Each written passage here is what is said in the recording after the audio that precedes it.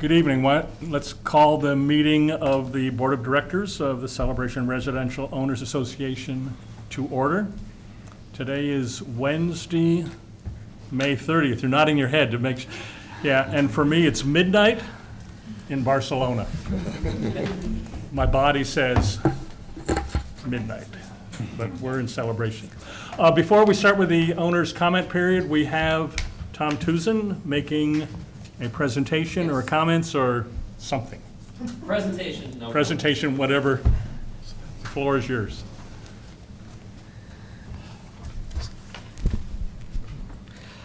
I'm Tom Tuzin, live in 1104 Rosemary Way. A lot of folks that drive through Celebration, they do see the beautiful homes, beautiful landscaping, and they say, wow, this is a beautiful place. The other thing that's really the intangible thing that is beautiful about this community is how we help each other and how we go ahead and support a lot of the organizations in town. In the beginning of January, Celebration High School marching band, otherwise known as the Sound of the Storm, started a fundraiser to go ahead and march at the Magic Kingdom. And yes, Disney charges to march at the Magic Kingdom. A heck of a lot of money. We were very grateful. There are a lot of individuals that donated, a lot of people on this board, and a lot of people out in the audience and in this community that donated to this cause. But there are two groups that we truly appreciated that reach out, and this isn't the first time that they've done this. This is something that they repeatedly go ahead and do. And then the two organizations is the Celebration Foundation and the Celebration Town Tavern. So I introduced Mr. Kirby. He is the Celebration High School band director, and I can give you a little synopsis on the program, and we'd like to go ahead and present some plaques to these two organizations. Hello, my name is Tyler Kirby. I have the pleasure of being the band director at Celebration High School. I've been here for about a year now, and the very first thing that Mr. Tuzin said, driving around the area, I did that on my way to my interview, and I noticed every nice home, and it was very, very nice, and I kind of thought to myself, what am I getting myself into? It's beautiful. I come over from Melbourne, Florida. I grew up there my entire life.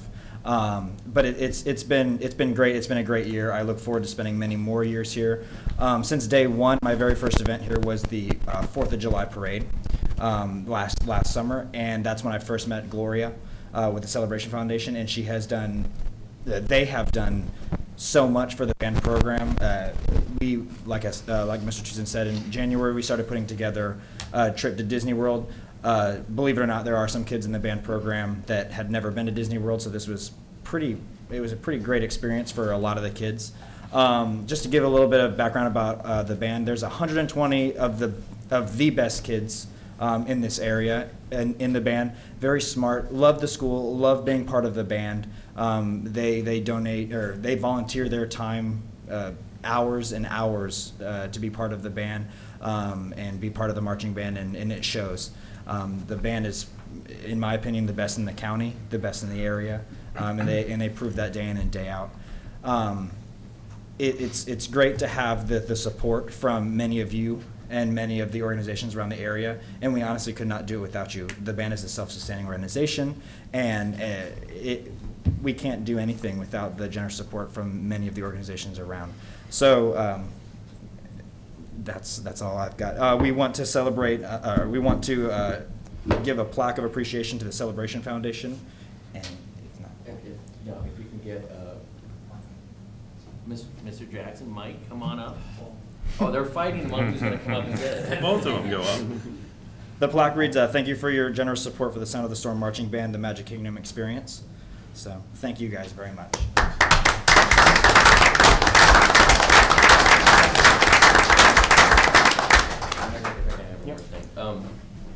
And this isn't the first time the foundation has reached out. They constantly support the K-8 school and the high school. Pretty much anything the schools need, if there's a request that goes out, the foundation jumps in. I had a great conversation with Gloria, and everyone has that perception that Celebration Foundation actually only handles adults, but they don't. They actually do a lot for the kids, not just in Celebration, but in Osceola County. So I really want to thank you for that and that continued support. And I know Talking to Mr. Kirby, they're going to be more involved in a lot of the jazz festivals that are coming up. And that's really important, not just for the community, but for the kids and enrichment to be involved with that. So I truly appreciate that. Next one, I don't know if Susan's here. Is she here? No, she's not here. So I do want to present this to Susan Bona, and I'll bring that by. She continues to go ahead and support, again, a lot of the education stuff and in both the high school and the K-8, and we're really, really grateful. Just a really quick little story. I really felt that the Celebration Foundation really kicked off our fundraising, and Susan really was there to go ahead and get us over the top. So that's why these two groups are really so important to us.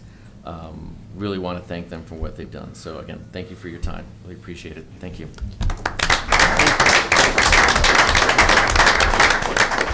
Being new to the, I just have one last comment. Being new to the area, I don't know a lot of you. We are wanting to get out more and play a lot more.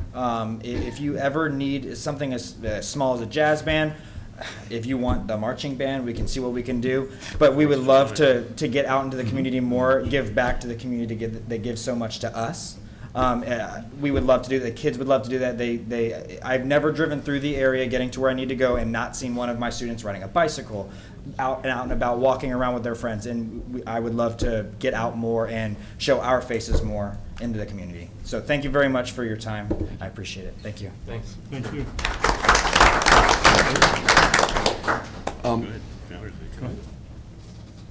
Mr. President, point of personal privilege. Please. We've just found out that we are not streaming again. The streaming has been working all day today. I just got a text yeah, that said and from so self-service. we're trying to get out in front to the residents to let them know of why the technical difficulties, but it was all the tests worked today, everything was working, and just a couple minutes ago it just stopped working.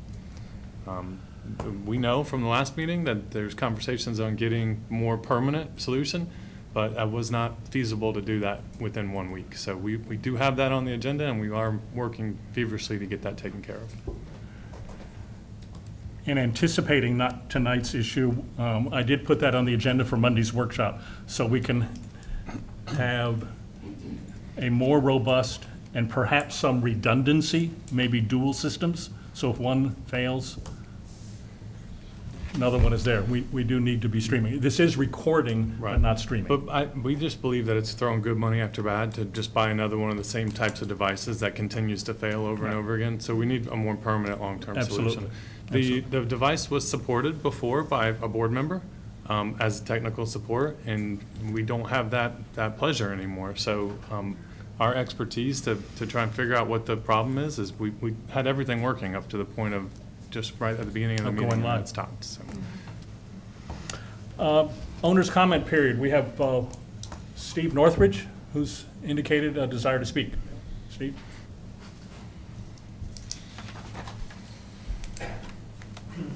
Hello, it's Steve Northridge, 1130 Tapestry Drive. 3 topics, I'm trying to be very quick.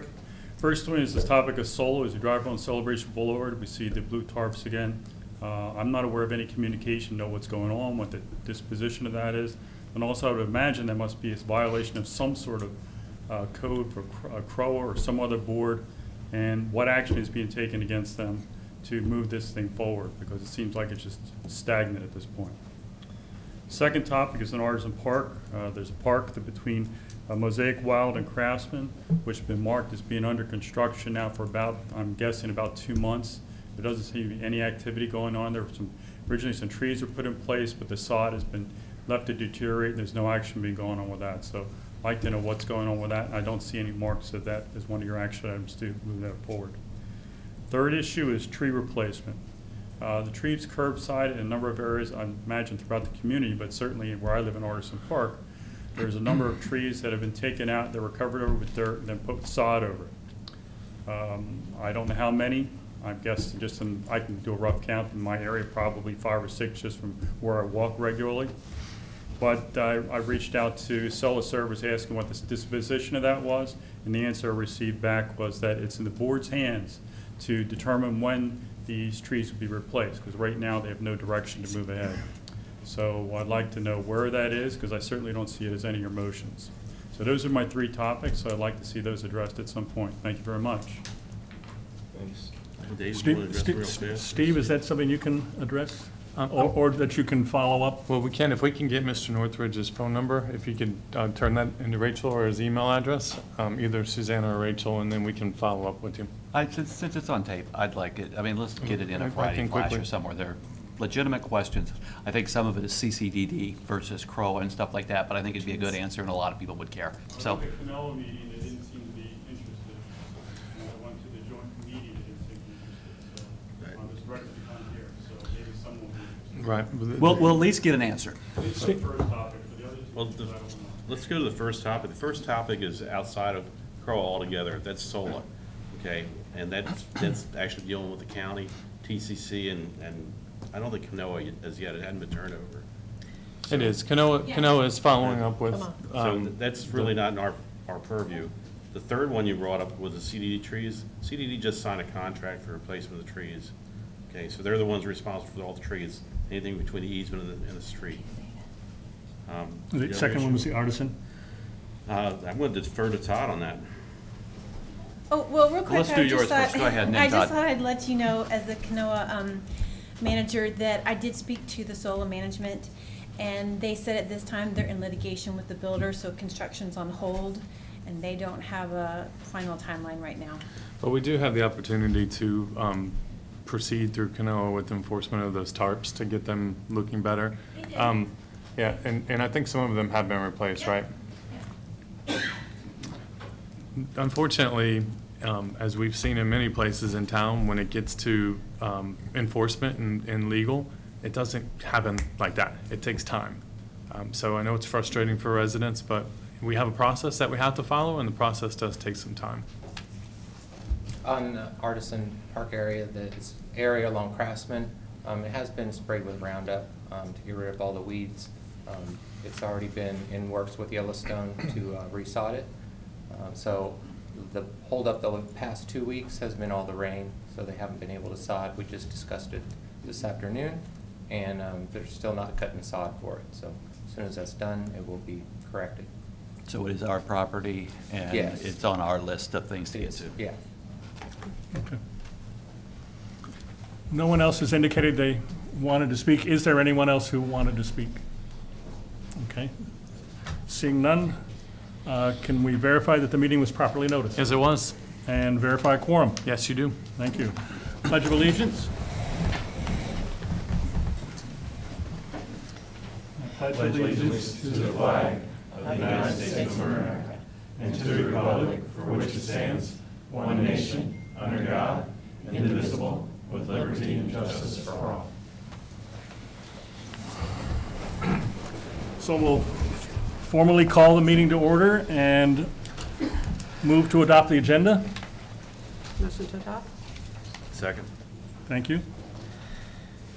I have a discussion. We need to remove item number 16. Okay, remove item 16. That was dealt with in a workshop a week and a half. Right. It was Ago. in an open meeting. Okay. Vaughn? I understand there's going to be several of us that won't be here Monday. I'm going to be out of state. There's some others. 3 of us so far? Brian and myself. So we may 3 of want, us, so you may have 4, so. we may want to If- reschedule. If you reschedule it, some things I think maybe, I'd like to amend the agenda and add some, one thing, but if not, depends on when you want, how long down the road we're going to, For rescheduling? for rescheduling. I propose we reschedule. One of my concerns with adding something to the agenda, unless it's an emergency, is that it hasn't been duly noticed to our Okay. residents. But we have several things for our workshop on Monday, and if 3 are going to be absent, I think it would be best to not have our workshop on Monday. That's my personal opinion, Is everyone going to be back the following week? which would be the 10th of, 11th of June. We have an appeals that night. You want to do the workshop before the appeals? We can do it in the afternoon. I'll be out of town for that. That's perfectly fine. That's 1 to 7. That's okay. I can be there if it's in the evening.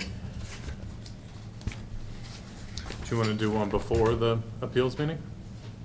Yeah, I would need it to be Before before. the I would need it to be before, not after. A 3 to 5? 3 to 5 is fine, or do we need 2:30 to 4:30? Just a question, That may be better just to give a half. just to hour give us a break. break. On which day? This is Monday, the 11th. Okay. Would that work for 6 of us? What time in the afternoon? 2:30? Would that work for 6 of us? Kevin, doesn't work for you? Keep in mind that we do have something the following week as well, so we have one on the 18th. So are we gonna Unless we want to move that.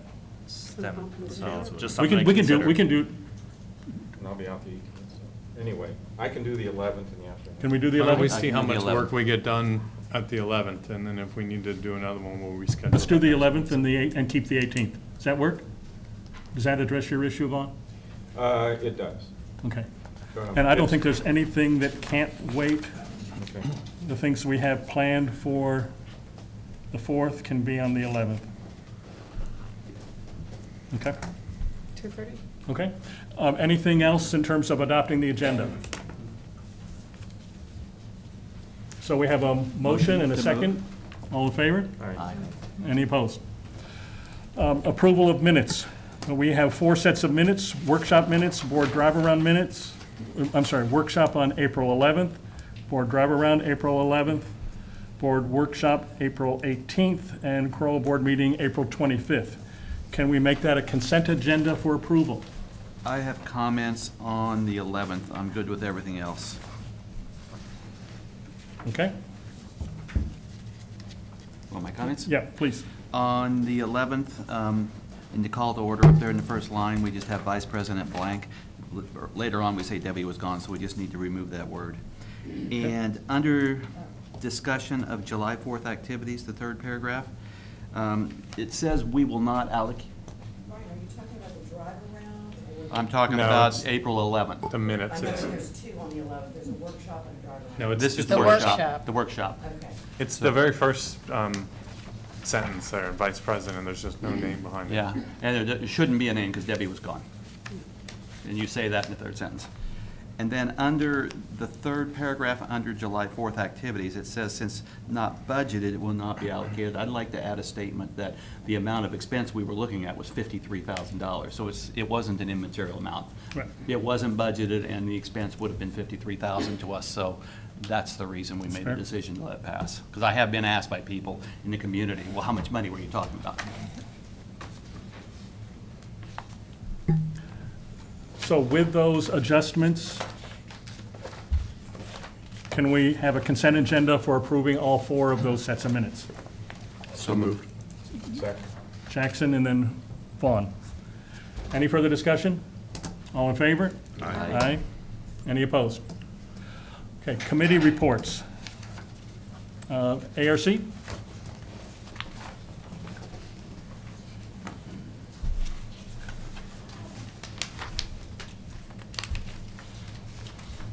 Thank you. Michael Valaket, Chairman of the Architectural Review Committee, for the record. In April, 148 applications. 148 applications were reviewed by the ARC. 139 were approved, only 9 were denied. We're still working at a pretty good pace, getting people out there doing what they want to do. The top ARC requests in April were landscaping, design and planning 28, roofing 18, and exterior painting 17, and the rest are all smaller things. We do have a new member, as you know, Jesse, that you appointed, great guy. He came to our meeting, he wasn't eligible to vote yet, but he is now. And based on some emails we've had around the group, it sounds like he's going to be an asset to the organization. I'm sure you've heard by now, we had another resignation, so for the public, we are looking for one more member to join, Alec Ross. Alec Ross had to step down due to work commitments and family commitments, and he was a great asset to the community, and I'm sure he will be in other respects as time goes forward and as time frees up. And I want to thank him personally, because he was our chairman before he stepped down and I took over his chair. So we are looking for one more. If anybody wants to, just get a hold of staff. And also, staff's always around to help with applications for anybody that wants to do anything to their property. They obviously have to get permits to do from landscaping all the way to the roof.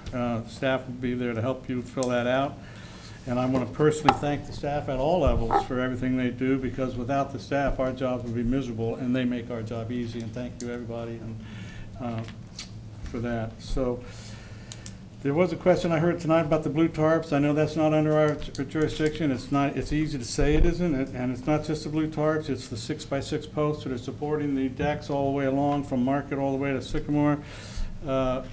And the reason I bring it up as the ARC chairman is because as I'm becoming more known around town, and I do frequent the restaurants around town, people do want to know, why isn't somebody doing anything to force Lexington's hand? I mean, I don't know where we stand on lawsuits. I'm going to ask the staff to maybe fill me in so I have those answers for people out in public. But it's very difficult for when somebody comes up to me in a restaurant and says, you know, I got denied on putting this screen door on my front door, yet we have tarps blowing off our buildings in town. Very difficult to say that they can't do their thing when there's no accountability in the center of town. So anything we can do to get that moving, I'm in favor of. And as you know, I've volunteered to be here as your committee chairman at every meeting as a liaison, rather than just having staff reports, and I'm here for that reason of giving that report and to take any questions you might have for the chairman of ARC and the ARC as a whole. Is there any questions? I have two. One is, with the vacancy, do we have an open call for committee vacancy applications? I believe there was an open call for some of the other vacancies, but we can certainly put it back in the Friday Flash. So yeah, and just even if committee is filled, that should something like this happen again. Right. I know there wasn't more than one on the last go around. I don't know if the individual that didn't get appointed is still interested. Maybe you can contact.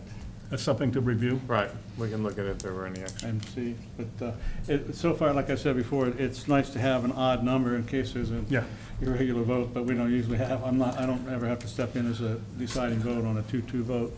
So the other question is, I know something that the prior board brought up with hurricane shutters, asking ARC or whomever to look into options, and I saw that in the community standards report with a recommendation due December 1st, if I read that correctly. Is that something that could be advanced earlier, to look at earlier? I spoke to Tony regarding, and there's a process, and typically management meets with Jeffrey, and then management and Jeffrey meet with the ARC. There's a process that they go through. It takes a couple of meetings, but then we have to distribute that to the membership, and so we typically do that with the budget. So that's why December is the time frame. Now, we can do it ahead of time, and Tony's already planning to meet with Jeffrey in the month of June, and we'll just move that forward as quickly as possible, and then the board can make a decision on what they want to do. Okay, good. And then there's also, since you brought up hurricane shutters, we're seeing a lot more, and we're having a few issues with solar panels. We're getting a handle on that, but I continue to remind everybody on the committee and the staff that Florida state law governs what we can and cannot allow people to do in regards to hurricane shutter. Solar panels, particularly when they don't have enough space on a south-facing roof or 45 degrees north or west of south. And but we're dealing with it. We have one that's coming that I've put their application on hold for our next meeting because I want to discuss that in an open public format. So we'll be looking at that too. Good. At one of our prior meetings, we asked about the technology that you're using and the tools that might make it easier for you and your committee to do their work. Has management put together any proposals or have any information for us? The technology, I heard that part. But can you repeat the rest of it again? And then the mics went out and you heard nothing. No, I was touching base with Susan on another issue. At a prior meeting, we talked about the need for better technology for the ARC meeting. It's pretty primitive for the sophistication of the work that's being done and the importance of that work to the homeowner.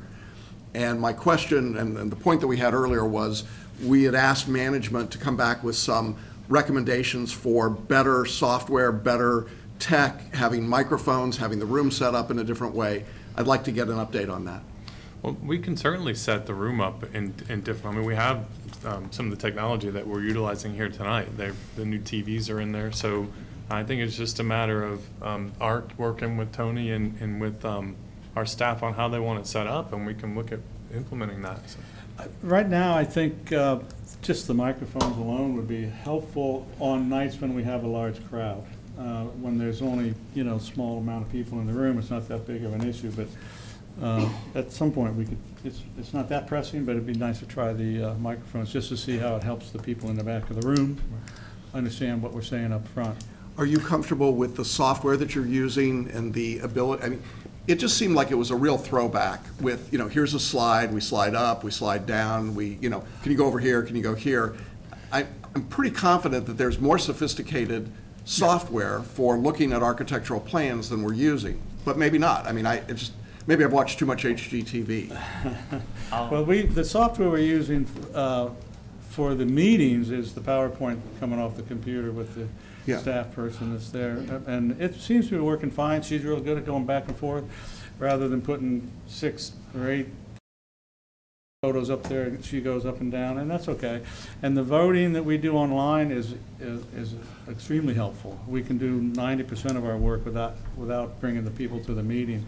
And we're getting to the point now where we're getting a lot of staff approvals on things that don't need our approval. Paint the same color, roof the same color.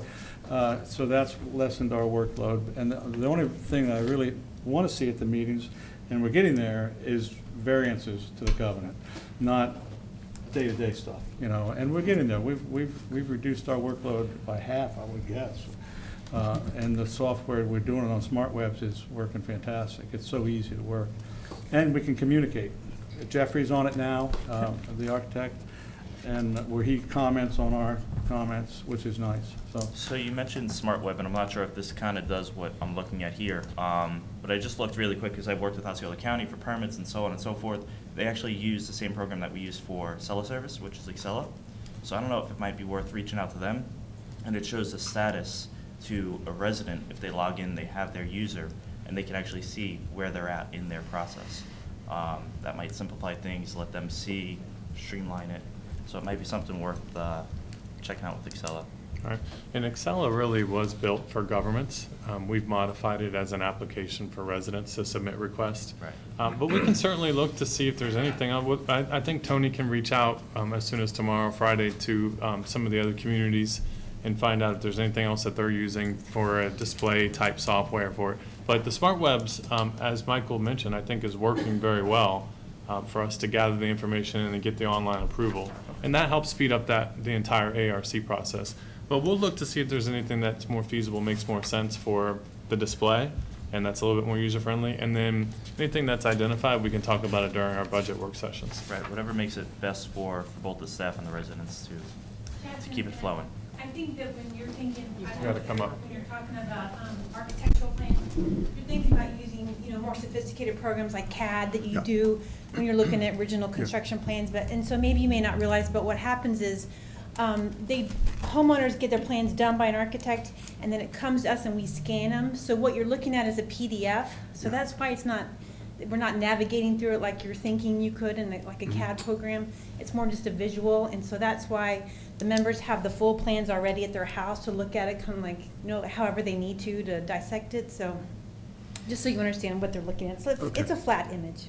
I think the real question I've got is if Michael, if you and your committee are satisfied with what you've got, and we can make it a little more user-friendly to the audience, I would like to do that. But if you're leaving those meetings thinking, geez, we could do better than this, then I'd like to know what that is before we get to the budget process, because it's obviously an important part of what we do. I'll put it on our agenda to talk. We now stay after all the residents are gone and all the applications are over to have little discussions on stuff like that. I've asked everybody to stay a little late, and so we can have open discussion.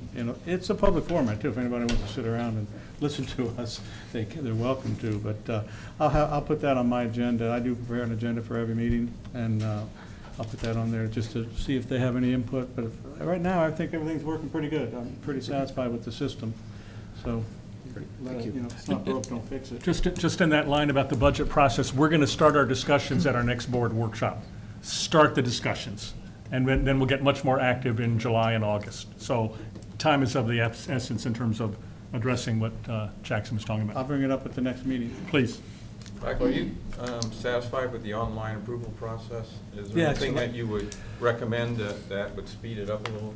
No, like I said before, it's a breeze. I have no problem with it. As long as you know how to use it, and they all do, we all do. So it's so easy to use. But it has to go through, say, a landscape request. It has to go through not just ARC, but who does it go through before that? Well, that depends. The architect of Albert does the landscaping. Personally, I don't think the ARC even needs to be bothered with the landscaping. Once he approves it, we pretty much approve it. It's just a rubber stamp, and probably 25–30% of our applications that we see on SmartWebs is landscaping, and all we're doing is rubber stamping Albert's approval. He's a paid consultant, and I'm not going to tell him he's wrong on whether a bush on that tree is going to die. It's his job, So that would make it easier, because that would cut about 25–30% of our. I feel an obligation to open every application. How much time would that cut off that online approval process if you were able to do that? Well, that depends on the committee member, because in my opinion, and one of the, some of them don't vote often enough, and then they get left with a whole list, and then we got residents waiting 2, 3, 4, 5, 6 weeks for approval. But myself, I'm trying to get all these guys. Now, I realize I'm retired now, and they aren't. And I know what it was like when I was on the commission on Sanibel, as running a business and a couple nonprofits. It's not easy, but when you commit to it, you owe it to the citizens.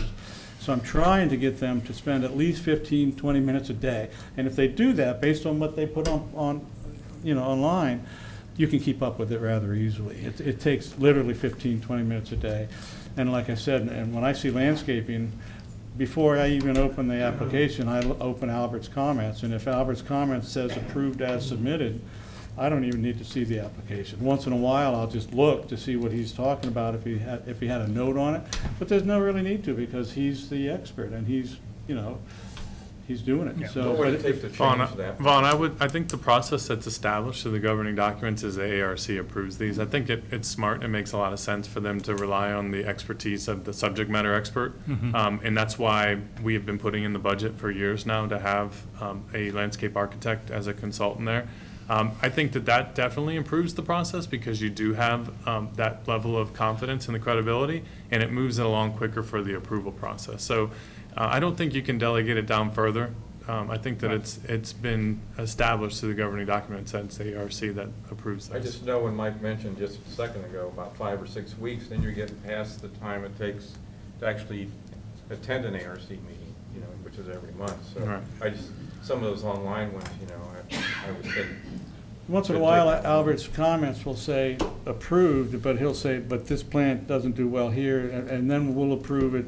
That's when I'll open up the application, look at the locations and stuff, and approve with conditions, and it'll be per Albert. That's my condition, approved with the conditions, Albert's conditions. We don't generally, and I can't speak for everybody, but I haven't seen anybody do anything different. Well, we'll ask that all of our staff liaisons to the committees talk to them about their technical needs, and then that way we can put together a wish list for the budgeting process, and we can bring those back to you. And the overall aim is one of efficiencies. Thank you. Thank you, and Tony, would you put that on our agenda? Thank you. Covenants. Thank you. Thank you, Michael. Thank you. Good night. Good evening, Stephen Fromfelder, Chairman of the Covenants Committee. I'm going to brief you on actions that we did. Next slide, please. April, instead of just reading you a bunch of numbers, give you an idea that you can read up here.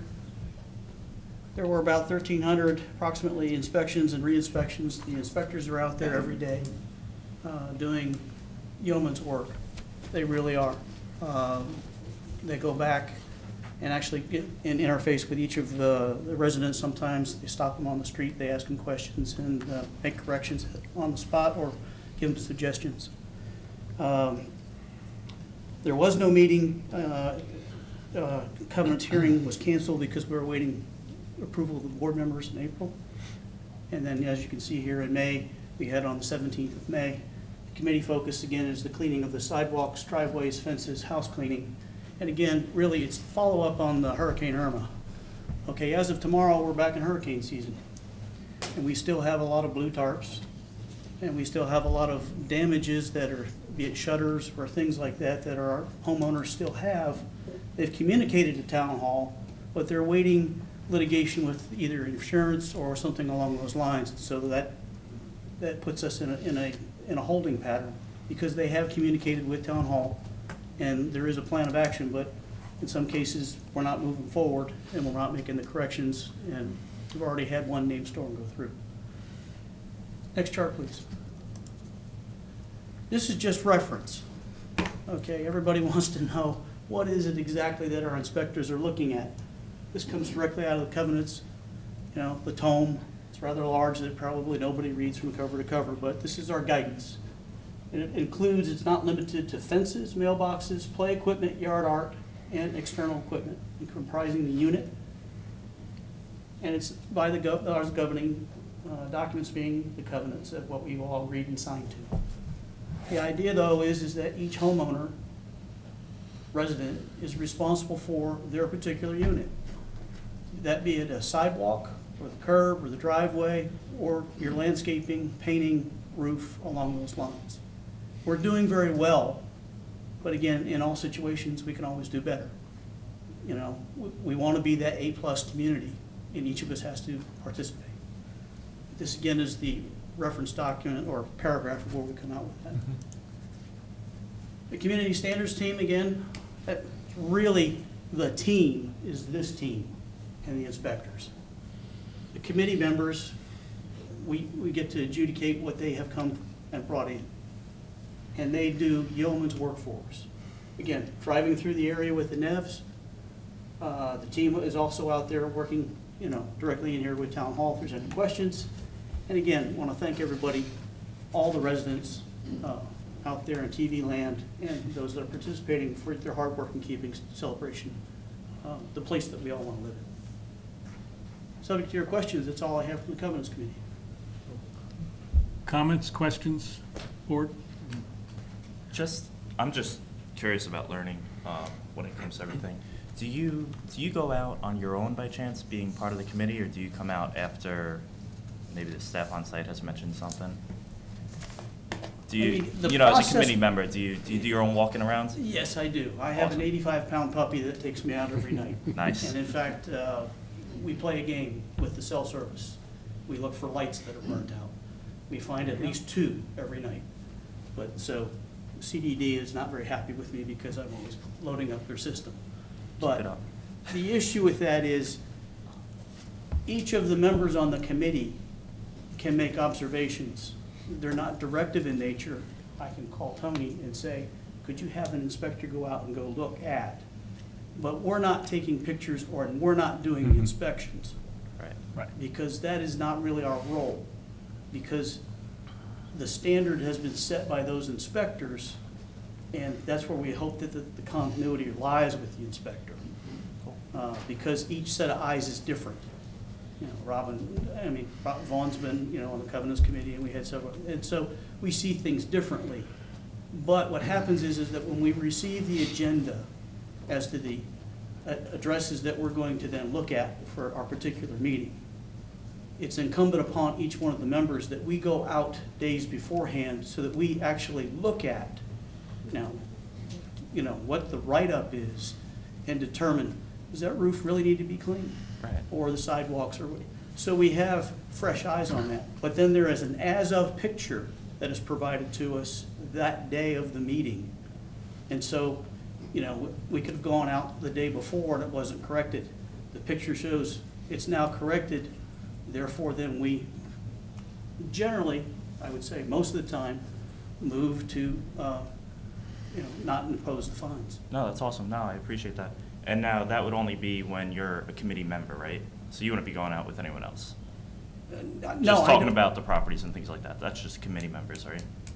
No, I don't. The committee members, we do it independently. We're not doing it as a group. Okay. But so that generally, you know, we come in and we're at least we have firsthand knowledge of the items that are on there. I appreciate it. The issue, though, is that it's the time frame of sometimes these issues are so long because that, we go through an initial letter or an email, then a letter at 30 days, a second one at 60 days, and then the last one at 90 days.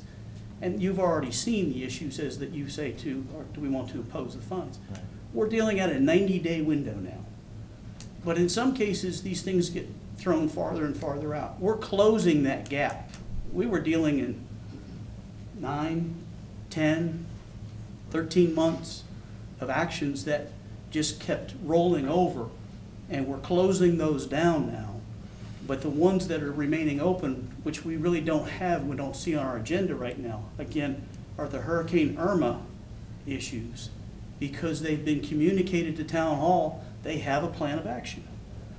And, No, sorry, I was just curious. I live on Croton, so I saw you last week walking around looking at some properties. So that's why I asked the question. I was a little intrigued. I'm not doing it. I was intrigued. You didn't look at my house, so I appreciate that. But I'm just saying, I was curious. I'm like, I know that face, and that's what it was. So thank you. Okay. Thank you. So Any other questions? not a question, but a comment. As you know, the May survey with your committee's input Yes. Was focusing primarily on covenants. And that data was successfully uploaded today. The survey was closed last week. Equivalent number of responses, and so thanks to JR and all the respondents, we'll have a preliminary report at the second board workshop following tonight. So we're not fired yet? Is that what you're saying? I don't know what the data says. All I know is that the data is successfully It's uploaded. protected by the governing documents. So you're good. So there's a lot of comments, and we'll be sorting those through. Okay. And we'll have a full report at the June board meeting. All right. Any other questions? Thank you very much. That's all I have. Thank you. Thanks, Steve. Special events.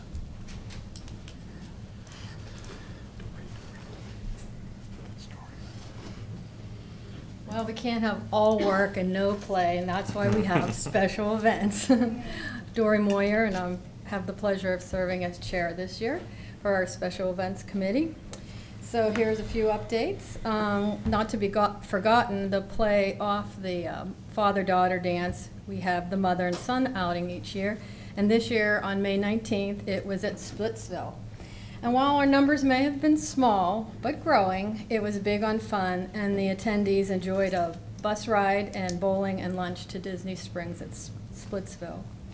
Our next Food Truck Friday will be June 8th at Town Hall. And in May, the Food Truck Friday was held at Lakeside Park. In addition to featuring some live music, we welcomed large crowds and an interest for a repeat performance at Lakeside at that location. So it looks like Food Truck Friday may return to Lakeside for a longer run, perhaps beginning this fall when the weather is so beautiful down there. And despite the gloomy weather forecast to celebrate the end of the school year event, the turnout for the Aloha event was a great success. And we had residents enjoyed hot dogs and shaved ice and games. And then following the event, well over 100 attended and congregated on the Great Lawn for a showing of Coco, the movie, and on the big screen. It was a great, that was the one we had last year, and it was such a big hit that we decided to sort of make it a yearly event. And then on June 21st, we're calling all swimmers. Residents are invited to come out to Spring Park to the pool on Thursday, June 21st at 11 p.m. to take part in the world's largest swim lesson. Aquatic venues around the globe will be participating on this day and this time, so everyone's welcome to come for that.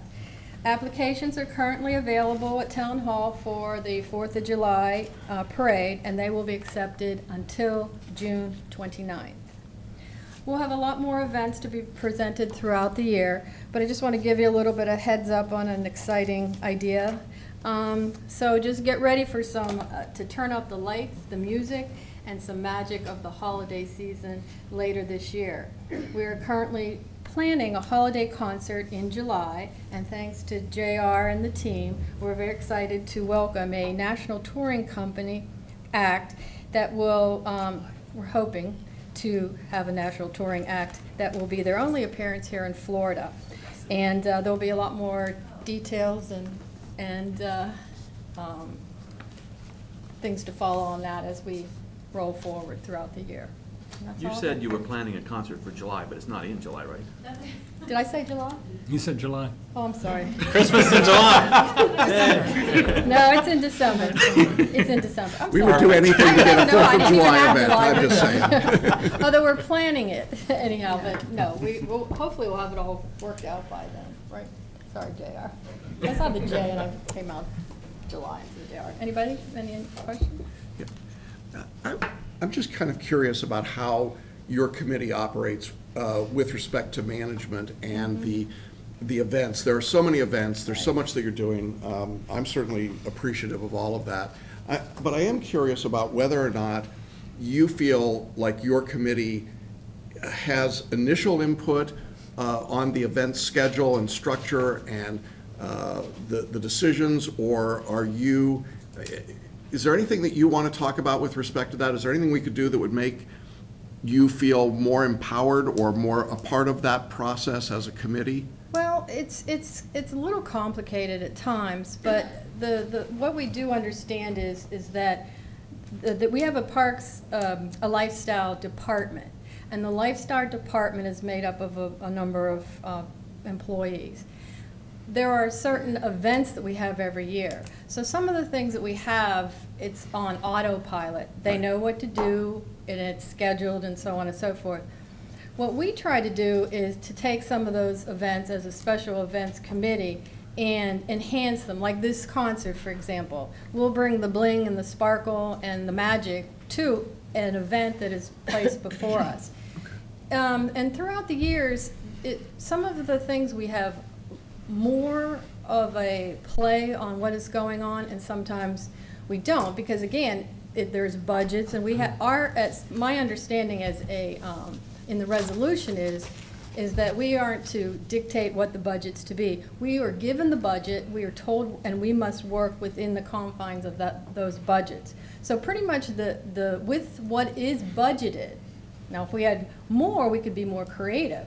But what is, in the past, we were able to do that. We bring more different events, and this hopefully is going to be one of those.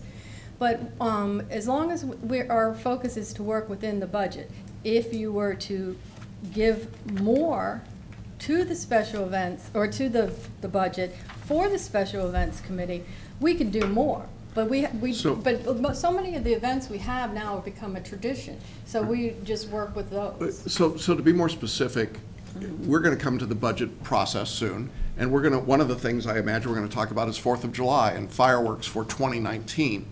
If we make a decision to approve that, will the Special Events Committee be involved in that extra bling, or how to bring that process under, if we're doing it rather than a third party, Lexan or someone else, will special events be part of that process in the preparation and the planning? I'll let Dory answer too, but if I can elaborate just a little bit more. The part of this process is first, every board's different, so every year there's a new board. You all will establish first what that level of service looks like, and it's going to come down to a dollar amount. Right. So there's some revenue that's going to come in for sponsorship, and then there's going to be expenses. I mean, we could offer the world of events if you give us an unlimited budget. Mm-hmm. The Special Events Committee is very creative. They could come up with multitudes of ideas on ways to spend those dollars. So we'll set the level of service first. We'll talk about what those dollars look like. Management's opinion, and I think Special Events would support us on this, is that traditional events you just don't mess with in town. Mm-hmm. You don't change the traditional events because you will get beat up pretty bad by the residents that have grown accustomed to them. So once the dollar amount is set and established, then JR starts looking at what those budgets would look like for each one of those events. Then we take them back to the Special Events Committee and we talk about how those dollars work within that bigger picture. Remember, those dollars that are in there drive assessments. So if you go much higher on your expenses and less on your revenue, it's going to drive up the overall assessment. So it's all part of the big picture and the big question. But absolutely, the Special Events Committee is involved in that planning and discussion. But I do want to add too, though, that as a committee, just like as a board, there's probably going to be differencing of opinions at times on how things should be run. But Dory, as the chair, will call for one voice of that committee, and then once that one voice is established, it comes to you as a recommendation. And typically, you'll have recommendation for management and special events. But ultimately, you're the final decision makers on whether or not you want to do those events. As the treasurer, new in that role and be involved in the budgeting for the first time, I would find it valuable, though, to have input as to what people would actually like to have. Because somebody could sit there and say, you know, I can really do something special if I had an extra $6,000, whereas I had commented earlier that we didn't do the fireworks because it was $53,000. There's a huge difference between the two.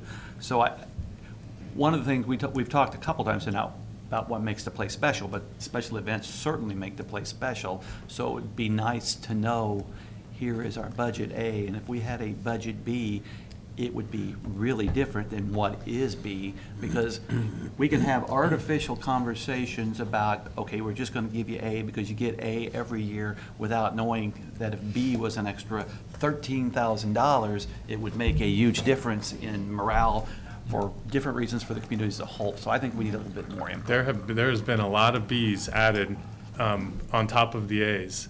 And I can tell you from last year's budgeting process, some of the Bs were accepted and moved forward. Some of them, the answer was, sorry, this is where we want to cap off our limit on spending for special events. Vaughn? I was going to ask what Brian made a comment on. If you bring it to the board and you have some new ideas, bring it.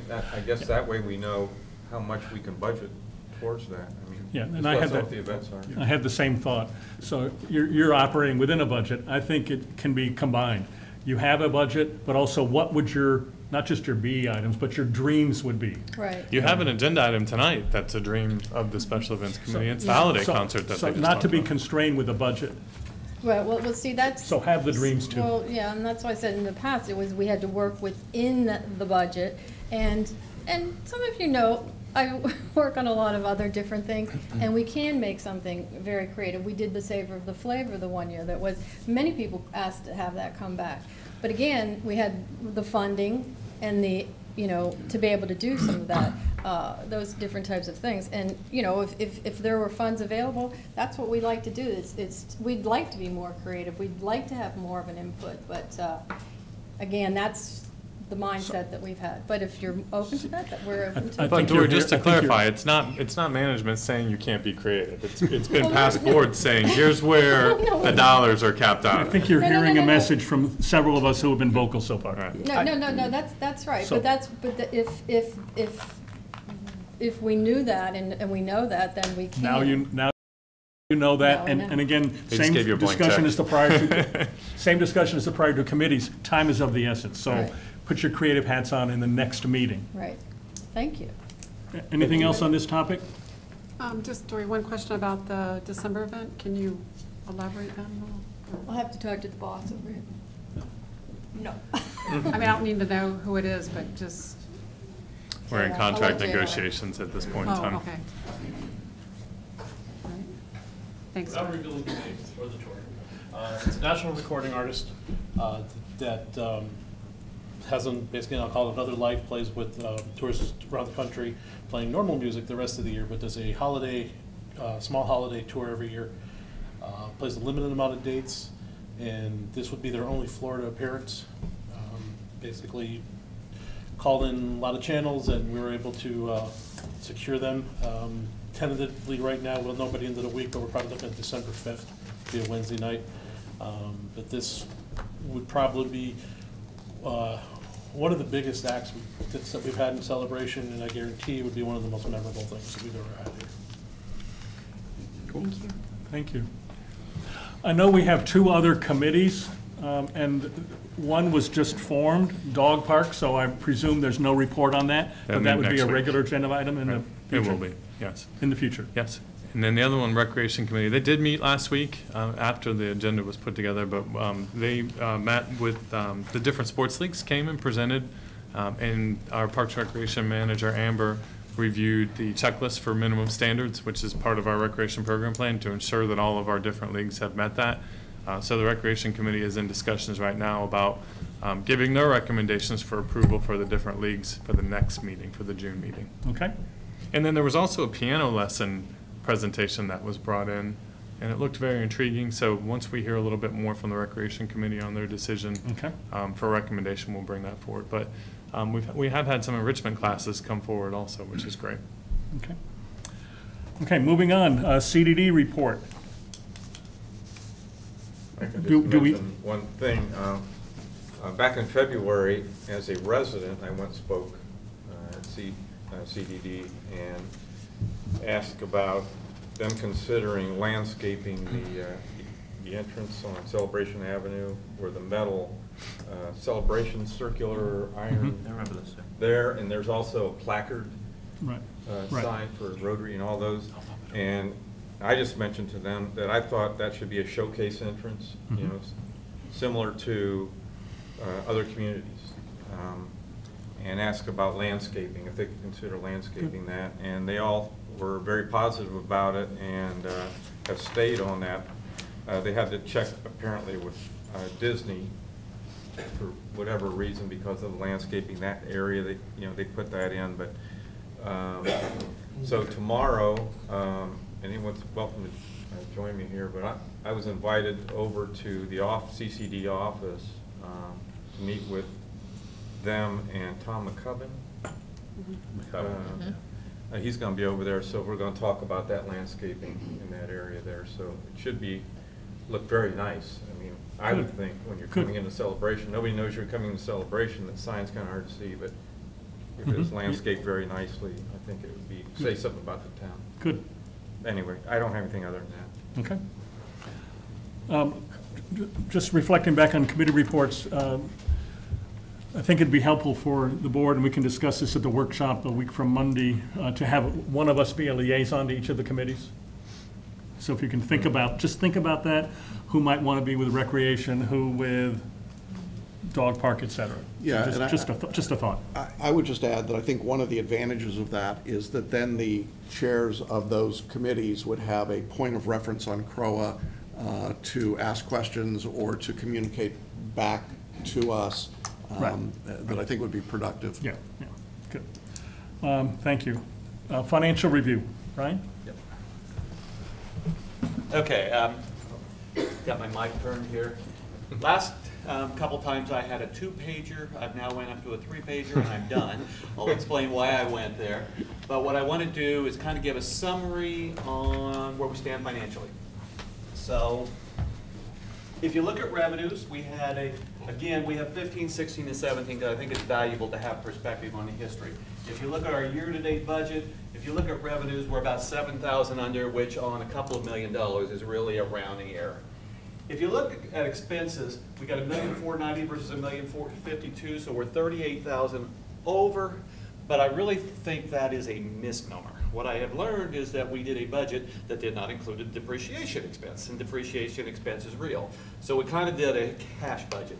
So we have a depreciation expense slightly in excess of $30,000, which in my role I'm going to push that it should be in the budget, and then we would be on budget expense-wise.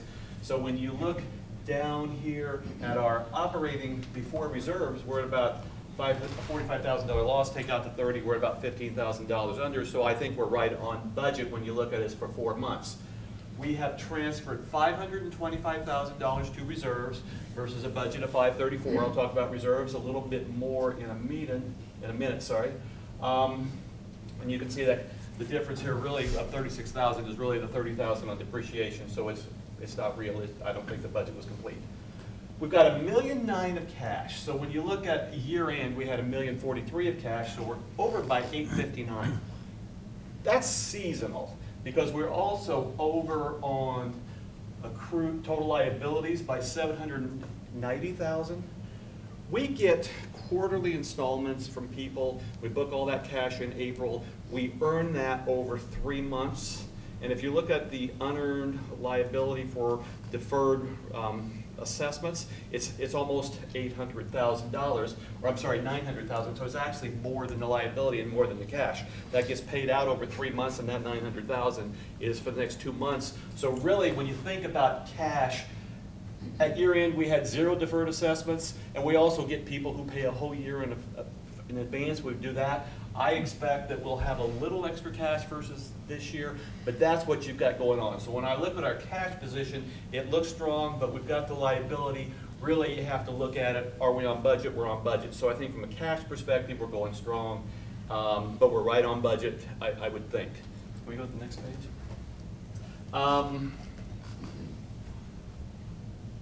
Okay, so here, let's talk about reserves. Again, with reserves, we have the restricted replacement reserves.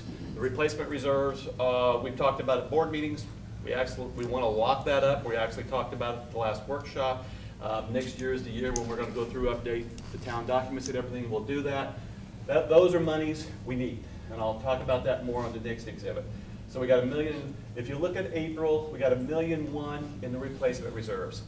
We have a total of $4 million in the capital improvement funds. We've got $2.2 million contingency. So capital improvement is for stuff like the ball fields, a community center, and stuff like that. Contingency is for hurricanes and deductibles and surprises, and surplus is surplus. Now, so you sit there and you say, okay, we're fat, dumb, and happy, we got $4 million. But let's roll it forward. So we're going to have inflows for the rest of the year. So I took the first 4 months, took it times 2, and said for a full year, let's just assume we get the same thing. I then allocate between accounts because we're going to have this $4.1 million going for the athletic fields. We're going to talk about it more in Steve's report here in a minute, but the $2.75 million we thought we were going to get from the county, we've learned in the last couple of days that is not going to happen. Turns out that they just didn't have funds in a manner that they could give to us. So we'll learn that in a minute, but where it puts us is everything that we're talking about now, we got to do with our money. So that $4.1 million comes out of our funds with nothing from the county. Okay, so then we do some reserve transfers. So we take that surplus down by $1.5 million, we take the contingency down by 200, put that $1.7 million into capital, we pay the $4.1 million out. That $4.1 million is still the soft number. We got requests for proposal coming in. If it's 4.1, I'll be actually surprised. I expect a slightly higher number, to be honest with you. But assuming it is, we end the year, replacement reserves, we don't touch that. Capital improvement would have $238,000 in it. Contingency would have $258,000. I believe that we should have a couple $100,000 in contingency because we can have a hurricane. We're in Florida. Everybody knows that. Surplus at $18,000 is basically zero. What this will do, and it's going to make budgeting very important going forward, because people talk about they'd love to have a running track, they'd love to have a pickleball court, they'd love to have a community center.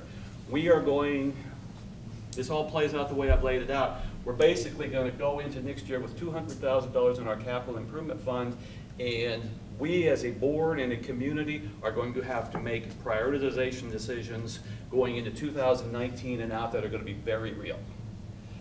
There are streams of funds. We'll continue to build it out. But when you talk about building that up for a major project, you could be talking 2, 3, 4 years, depending on how prioritization decisions get made.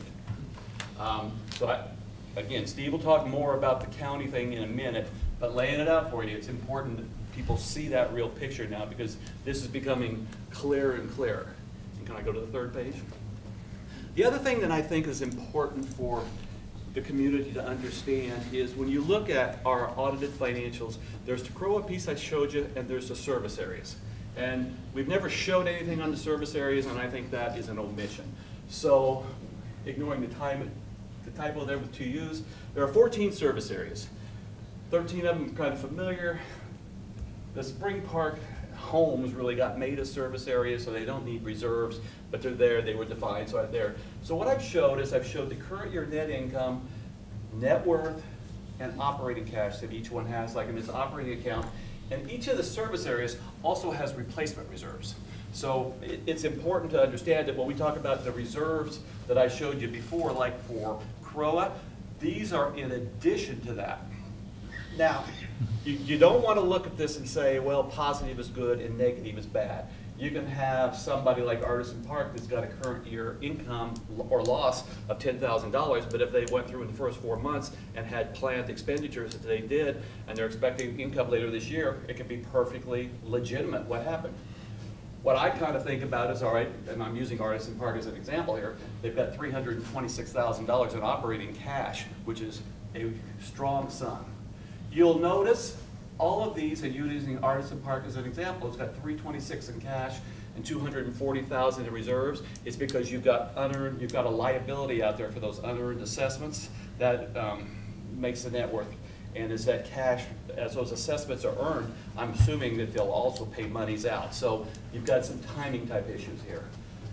You've also got replacement reserves in addition to that. So each area has replacement reserves, just like I talked about our replacement reserves for CROA.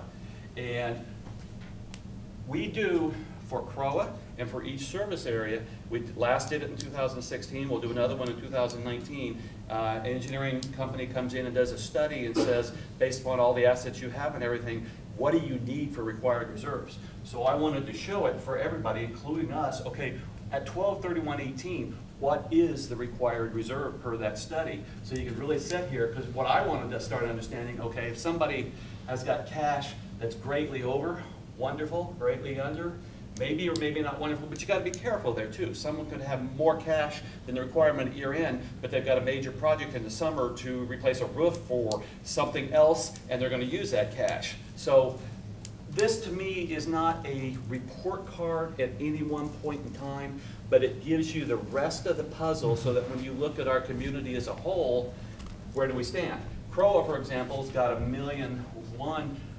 of cash, and we've got a requirement of $383,000. So CROA itself is strong, but we've got a lot of stuff to fix. So we have a lot of cash coming through, fixing things on an annual basis. So we're a little bit different than the others, but I felt like this was the other piece of the puzzle. So my two takeaways from this is I thought this was important.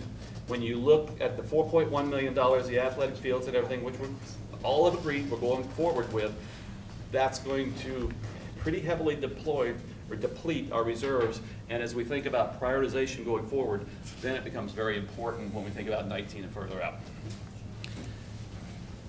Very helpful. Okay, Question. Right. When's the last time that, do you know when our capital improvement fund was at a level comparable to this $238,000 that you're anticipating? No, I don't.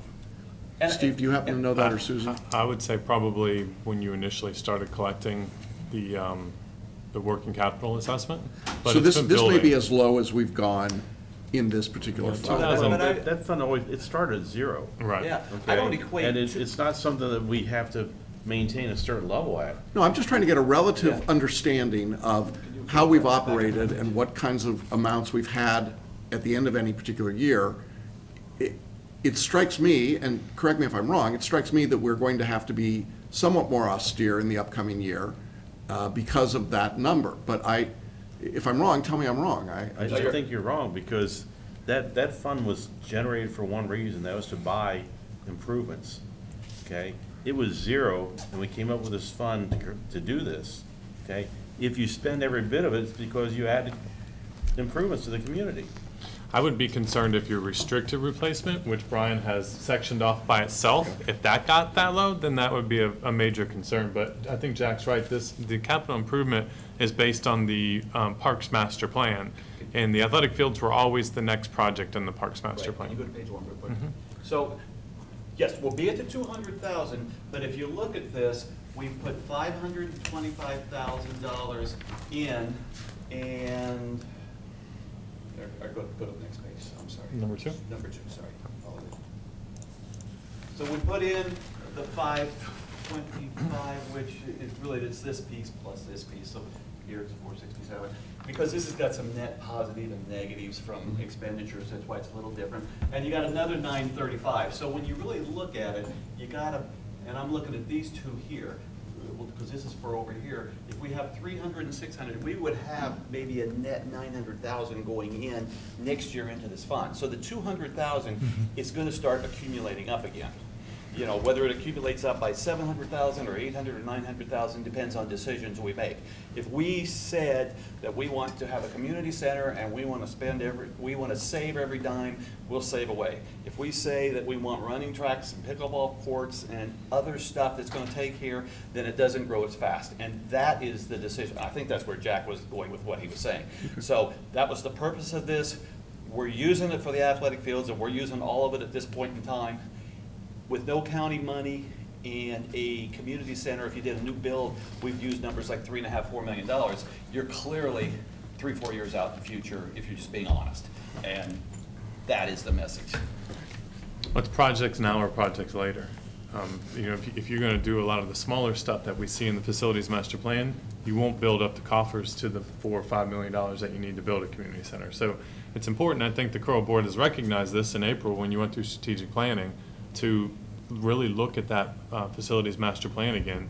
It's probably time to kind of start over, especially when you're at $200,000 in capital improvement funds. David, do you want to recognize Okay. I can do it from here. Yeah, come up here. What's Doesn't say. included in depreciation? Oh, so the question was, what's included in depreciation? The depreciation expense is the various assets that are put on the books, and you put something on for $100,000 and it has a asset life of 4 years, you would depreciate $25,000 a year. So you got we put on an asset of $100,000 and then we depreciate $25,000 each year for 4 straight years so that we take it down to 0. So you've put an asset on, you depreciate it down. That's what that is. Good question. Good? Any other discussion? Thank you. This is very helpful. Very helpful. Management report.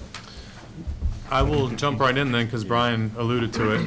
Let me first just backtrack a little bit and give the complete history of the proposed interlocal agreement with the county. Last year, Jack, as the board president, and myself were invited to a meeting with Commissioner Chowdhury and Beth Ann Knight. And part of that meeting, we wanted to just kind of show off some of our future projects, and we talked to them about the civic corridor, and we talked to them about the athletic field complex that we were going to build. And we mentioned that there was some want or some desire to acquire the piece of open land there that was the golf course property. And from that conversation, they said, well, we may have some opportunities for you where we can provide some funding. They talked about $250,000 being available right away, and then $2.5 million being available October 1st of 2018. Can I clarify one thing? Please do. That was 2 weeks after we had the meeting, though, is when they came back and talked to us about that. Right, right. They took the information back that we shared with them and came back and said, we have an opportunity for you. So, of course, we were interested in hearing a little bit more about it, and an interlocal agreement. Well, actually, before that even happened, there was a meeting set up with myself, 2 of the county employees, and Gary Moyer from the CDD to talk about how we could do an interlocal agreement between the 3 different entities, Osceola County Government, CROA, and the CDD. Steve, when did they make that first mention of this? Do you remember what part of the last year? It was sometime over the summer last year, late summer, I believe. So we met and talked about how the interlocal agreement could work. And the conversation started with the different groups working on how this would come together. Elections hit for us, and it was a lot of conversation about just halting, and slowing it down a little bit so that we could get a little bit better understanding of what the interlocal agreement looks like. So the new board was elected, and through strategic planning and work sessions, the conversation came up to where we would go and approach the county about possibly switching the $2.75 million from a building and utilizing them for the athletic fields. So there was a subcommittee of the board that was put together, which included Jackson, Vaughn, Brian, and then I went myself, met with the Deputy County Manager, Beth Ann Knight, and we met with Robert Millick, I believe is his last name, who is the Parks Director in the county. And we presented to them this opportunity or this option for moving those capital dollars to the athletic fields as opposed to the building. It was a very optimistic meeting. I think everybody left there optimistic about it. We walked out, in fact, came to our last workshop, and we were very optimistic about the opportunity. And there were minutes actually in the last workshop that people could read if they wanted. And there were, yeah, and it was posted. In fact, I received emails from folks saying, good job. That's a great way of using the funds. And it was very optimistic at the time. Well, early last week, I got an email from the county stating that for the only way for these funds to become available is if CROA transfers their land to the county and deeds over the land to the county. So of course that sparked a lot of questions because that never had come up in the past. So I reached out to them and I said, you have to help us understand why this is just now an option. So Robert Mendick that I spoke with said that when the offer was initially made to us, it was a different funding source. And I challenged him on that because the park impact fees have always been the funding source that was made available to us. The only time a new funding source came into the conversation was when the board members and myself went and met with the county a week ago. And then the conversation included possible tourism dollars. So I asked what other funds are available, how many funds are there? And there's really only 3 or 4 funds. It's the park impact fees, it's the trail impact fees, it's the tourism fund, and then there's the general fund. And he said sometimes general fund are the dollars that they utilize. You know, I worked in the county for 15 years. I didn't see a lot of general funds being utilized for capital purchases. So he then pointed out that Dave Tomac was the one that had been working with the attorney, and that I needed to speak with Dave to get a little bit better understanding. So I spoke with Dave, and I explained to Dave that there's a lot of hoops for CROA to transfer land. First, you have to have the want to do it in the first place. Then you have to have TCC approval, because that's part of the purchasing agreement, and you have to get CROA membership approval, which is a huge undertaking to have that happen. Dave talked a little bit about the interlocal agreement with Point Siena at the Vance Harmon Park, and identified to us that it was CDD transferred property to the county, and then the county turned around and transferred the property back to the CDD. But the CDD doesn't have the same hoops to jump through when it comes to transferring property that CROA does.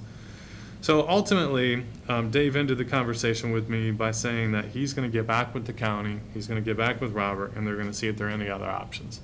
But what started as a very optimistic conversation quickly soured when the conversation became the need to transfer land from CROA to the county. I mean, I think we need to be clear here, because it was, you got to transfer them the land, they'll give you the $2.75 million, they're going to provide the operating guidelines, we would pay to maintain the thing for it. So, I mean, that to me is 3 strikes and you're out. I mean, Yeah, I concur. I'm just going to say that either the county was being deceptive, or they were being careless, or they were playing bait and switch with us. The commissioner should have known at the time that the original offer was made. Certainly her staff should have been aware. There was 0 mention at the meeting that we attended, nothing even remotely about this. And I think any reasonable person working in the county office would have recognized that it's a non-starter for the town of Celebration to transfer property to the county in exchange for us taking on the expenses and the maintenance and so on. And I'm really flabbergasted that the county did this. I hope that there's a way to salvage it. I hope there's a way to make it work. But I also think that one of the real challenges here is that, you know, decisions were made by the prior board about where to put these ball fields and what to do on the basis of an assumption that there might be an opportunity to build a community center in that corner of the property. Now, as I understand it, we are dealing with mitigation problems on the 3rd ball field, and the Army Corps of Engineers is now involved. And coming from New Orleans post-Katrina, the Army Corps of Engineers does not bring a wonderful thought to my mind. And so now we're in a situation where perhaps we would have designed those ball fields to be in a different part of that property without the mitigation problems, had we known what we were really dealing with and what the realistic probability was. I don't think that this is the fault of management at all, but I do have to say that it is really distressing to me that the county chose to function this way and then leave us hanging high and dry with new rules at the last minute. And if I could just comment on the statement, Jackson, about a redesign of that property, it certainly is an option to look at a redesign, but everything requires TCC approval, and the original conceptual designs that were submitted by Jeffrey Mallon back in 2013, when the conversation started about purchasing that property or the donation of that property, they always had the 3 ball fields exactly where they are now. This is just the design of how they are now. Just takes it to that next level of all the landscaping and irrigation, everything else that was included. But the conceptual design that was approved for the transfer of that property always had those 3 ball fields there.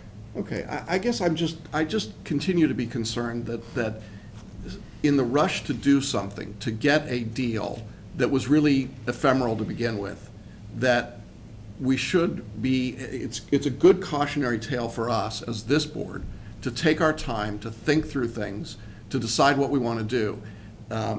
If we're talking about a community center now 3-4 years down the road, then this is the time to begin talking about it and thinking about it and have a reasoned, orderly process and discussion about it, instead of trying to cram it into the last 60 days of a board's tenure. And you know, I'm sorry Jack's not here. He'll see it on the video later, but I think it was a lapse of leadership. I wish I had better news, but that's the update when it comes in our local agreement. Can you elaborate on the Army Corps of Engineers, because I hadn't heard that? Yeah, the third ball field is on a river piece there, and I mean Steve can say more about this, but the Army Corps of Engineers now has 2 grant It's actually approval. it's the first one from the concession field. And there's some wetland credits that needed to be purchased, but not only for the permitting process, not only do you need Reedy Creek and the county and TCC, but now we found out that we also need an Army Corps of Engineers permit approval. We do have some options to see if we can get it moved along a little bit quicker, which we'll be exploring. But the concern with the Army Corps of Engineers doesn't mean it's a deal breaker. It just means that they don't have any time constraint on when they have to approve. So it could push our project timeline back. We will do everything we can to try and get them to approve us sooner than later. When did we learn this? Just last week. I'd just like to clarify something for the residents that are watching. This interlocal agreement that started generally last summer and moved on through the fall and into the beginning of this year, if it was all in the up and up, which I feel it was, I think the county was trying to be generous with the money. I think I'm hoping where the breakdown was the offer of this money was not run through the county attorney. Because the county attorney is the one that came back after they presented our proposal to change this. They apparently sent that to the county attorney and they said, no, you cannot spend the money on the ball fields or a community center unless the county owns the property. They own the fields, they own the building. Yeah. So there is no money. And that was from their legal team down there. So that's where it fell apart. So we really don't have an option unless they come up with funding from some other source. So I think as a town, I think we need to depend on ourselves and not wait for the county to come back at some later date. I think we have to plan as if we have to pay for this ourselves. Brian was talking about an austere budget in the years to come. Maybe if we want a community center, we pull ourselves up by the bootstraps and Celebration can come through and we'll build a community center. But we just need to watch our money and earmark for that if that's what we want to do. So to me, there's several different things. I know in all the discussions on the ball fields, we did not have the golf course property at that point. So we were working around that physical piece. I do agree with you, Jackson, that things were rushed at the end. And I remember making a comment, there was new information the day of the vote that might have changed, had that board continued weeks or months, might have changed the decision. But I felt it was rushed. as I understood the interlocal agreement, it was all predicated on the community center. And then it was shifted, I don't know, 5, 6 weeks ago by this board, let's try it on the ball field. So I think those are separate issues.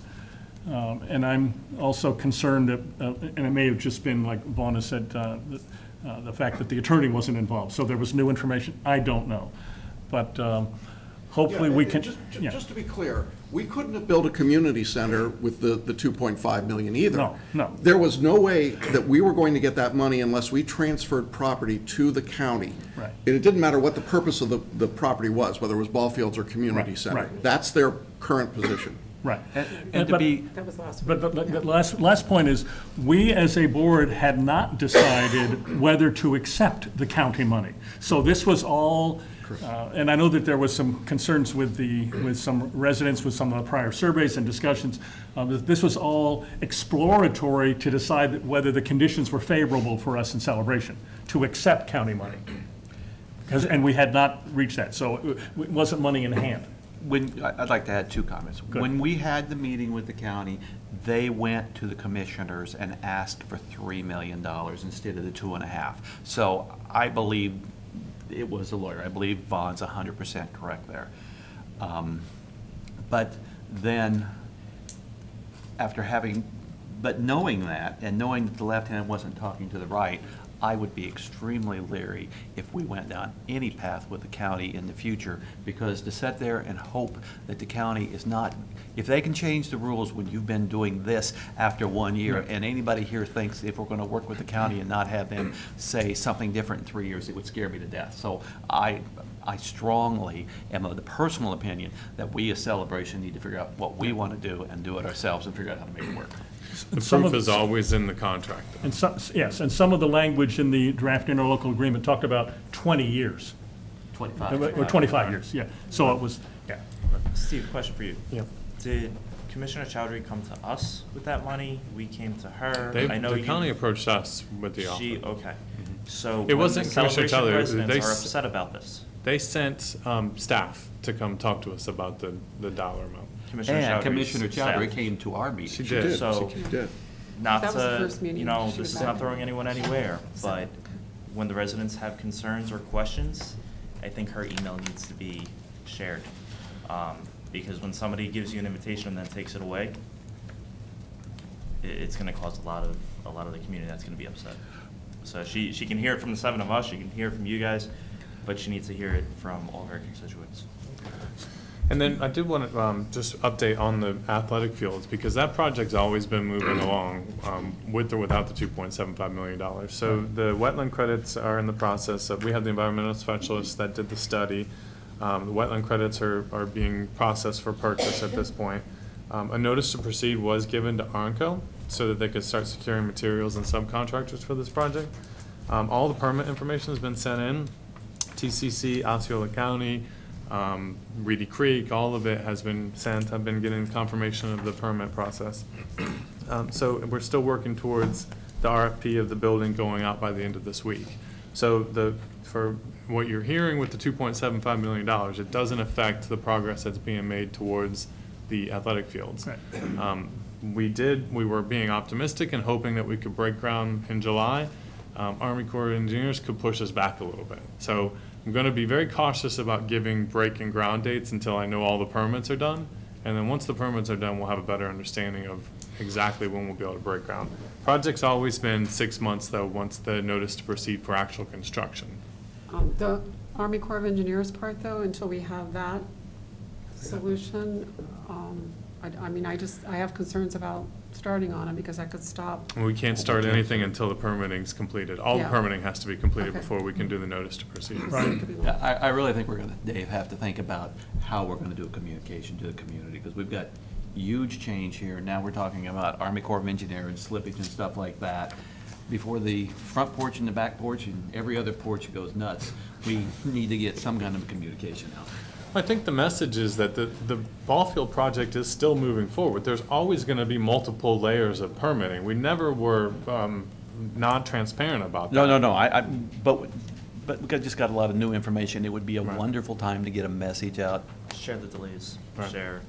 Yeah. Well, and if it comes back and it's approved sooner than later, there won't be any delays. We'll just continue to move through the process. But I have a timeline, a general timeline that was provided by Mark, the engineer for this, so we can post the timeline on there. Gary?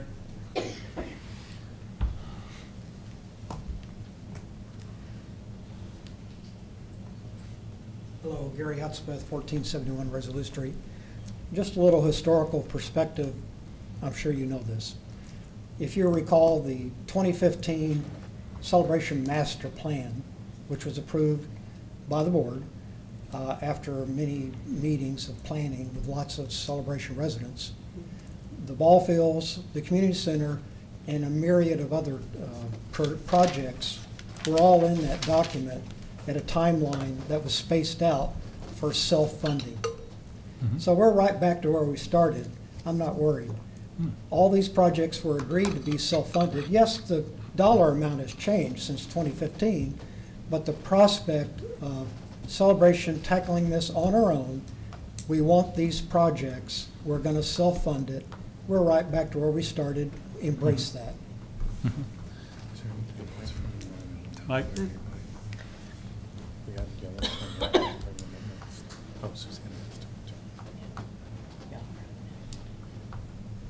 Mike Jackson, 413 Sycamore Street. Disappointing, obviously disappointing. I would say a couple of things. One, I think you need to sit down with the county manager, Don Fisher. And I know you're talking about communication and what you're going to do, and I agree with the independence and everything else. But I think your first step is, you know, it's disappointing. Now, how do you handle it? Okay, I think you need to sit down with Don Fisher, the lawyer, Beth McKnight, whoever it is that was involved in this, because it's hard for me to imagine the county employees, who I think are long in tenure, at least everyone I have met has been, that they would not know what the rules and procedures are and that they overextended themselves. I don't think that happened here. I'm suspicious. I hope they were acting in good faith, but I think they need to tell us that. And you need to sit there and look them in the eye and say to the county manager, why did this happen? And what is the rule? And why can't we own the building? Why can't you give us the money? And really get through that. And I think you need those answers quick, because I agree with Brian. The community is going to start to fill the gap here, the vacuum, with their own take on this. And you need to get the facts, and I don't think you have the facts yet. No. Not until you sit down in front of Don Fisher. So I think that's job one. Okay. Thanks. Yeah, I totally concur. It's hard to know how we're supposed to work with the county under these circumstances. And just to be clear, Commissioner Chowdhury came into the meeting with Brian and Vaughn and myself and Steve and congratulated us on putting together this transaction.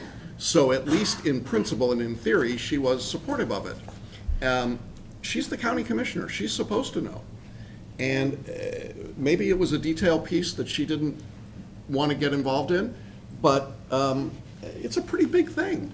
If the county isn't going to put money out unless they own the land, I would think that's a rule that they would all know. We all. I would have thought that would have been an agreement. I mean, initially, that's the major piece. But we pushed, at this meeting, we pushed hard that the documentation needs to get done. One very important thing that happened in the emails that followed up communication, people who weren't CC'd before were CC'd, like Beth, Commissioner Chowdhury. There were a lot of people, the lawyer, who were copied. So this, this isn't the left hand not knowing what the right hand is doing now. There's people copied galore on these emails, which is why we started with Steve trying to get answers, without destroying channels, because right now it is at the point where I agree with Kevin. You're probably going to have people very frustrated with Commissioner Chowdhury and Beth and others. So two closing points. One is, in light of all of this, I hope we can have a quality relationship with the county. I know that these are setbacks. This is disappointing. I agree with Mike. We need to get to what's the cause of this. But moving forward, I hope we can reestablish a quality relationship and still maintain our own principles. The other is the issue of communication. I know that Kevin had brought up a month or so ago, and we put it on the agenda for this coming Monday, now that the following Monday, about town hall meetings and dealing with social media and how to get out in front of things. I don't know if, whatever that is, 12 days from now is too late to have that discussion about getting a town hall meeting going and that being part of our communications plan, at least on this issue. I think the idea was being more. Chowdhury should be invited to that, if that's going to be a topic that comes up. Well, aren't you suggesting that you talk about it at the work session? Yeah, at the work scheduling session, of at the workshop, yeah, 12 days from now. Workshop. Yeah. And can I also just make sure I get consensus? Is everybody nodding their head in the agreement that I should set up a meeting with Don Fisher and then include Brian, Vaughn, and Jackson again? Yes. Well, I think we need to have that meeting, and we may learn something new, but I think we still cannot sit and wait on the county. I think we need to start moving ahead as if we're on our own. I think we need to decide who should go. I think it's a mistake not to have David Anderson go. Let's pick the right three people. You bring the president of CROA. So, I mean, I'm happy we to start do with that. him, and then we pick two other people who should be there. Or one. Or it can be one or two people, I don't care, but if you don't go, it's a mistake. No, I think it's important too, though, that you have at least one of you that were at the initial meeting attend this meeting. Right. Because you heard what they said. Well, I'm not going to be their favorite, so I'm perfectly happy to sit this one out. But I think they're going to know my feelings about this, so I don't feel like I have to be there to express them directly. So if that's the wish of the board, I'm happy to sit it out. So Vaughn or Brian? Let's look at schedules and see what we can get set up. Okay. Yeah, Does that work okay? Yep. Okay. That is everything that I have. Now, I believe Susanna. Do you have anything else under key performance, under management report? Yes, Susanna wants to talk quickly please. about. Okay. And I think Todd also with landscaping, a landscaping update. Right. Hello. I'm just following up on some concerns that were raised at the last meeting about Spring Lake and landscaping. I would say overall, you know, when you look at the amount of communication that I receive from homeowners and through cell service and emails, it comes down to basically weeds, mulch. There's been some clippings on landscape beds, maybe tree rings, and then of course missing and dead plants, as Gary pointed out at the last meeting. So, you know, in response to that, Yellowstone, I know that they've gone through and did a thorough wide weed treatment. And then followed up with mulch, which has really made a difference. It looks great out there. It really brings out the plants and the design. There's also started using bags on the mowers, so that's taking care of the clippings. I've had some positive feedback on that. And then, of course, we address the plant replacement and every quarter. Rob and Doug and I walked it the first quarter and went through, and basically at that time, because there were a lot of homeowners that were still frustrated from the previous landscaper, so instead of just doing, you know, kind of a random thing, we really targeted those homeowners that were frustrated and upset and did their plant replacement. So that was kind of our first round. The second round, we'll be looking at an overall of like what plants aren't thriving, what need to be replaced, what areas aren't working, what are obviously missing, and take it from there. But overall, looking at and cell service is a great indicator of what's going on out there, the temperature, and the amount of requests that I get from, you know, from Yellowstone is about a fourth maybe of what I used to get. The homeowners give a lot of positive feedback, and we've been very pleased with them. I have a question. I'm not sure if it's appropriate for you or Todd or the Yellowstone folks.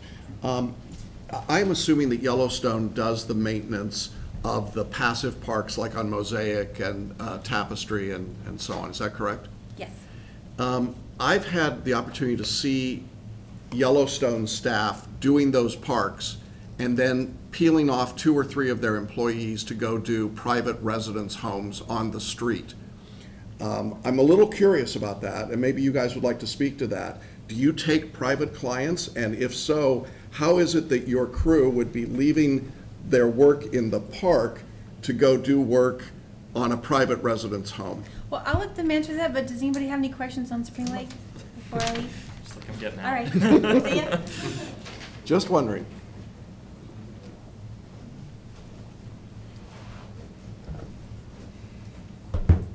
Hi, Doug Durling, Yellowstone. Tapestry and Mosaic? Yeah. And Yellowstone employees are doing private homes, just to be clear? Yeah. That will be addressed tomorrow morning.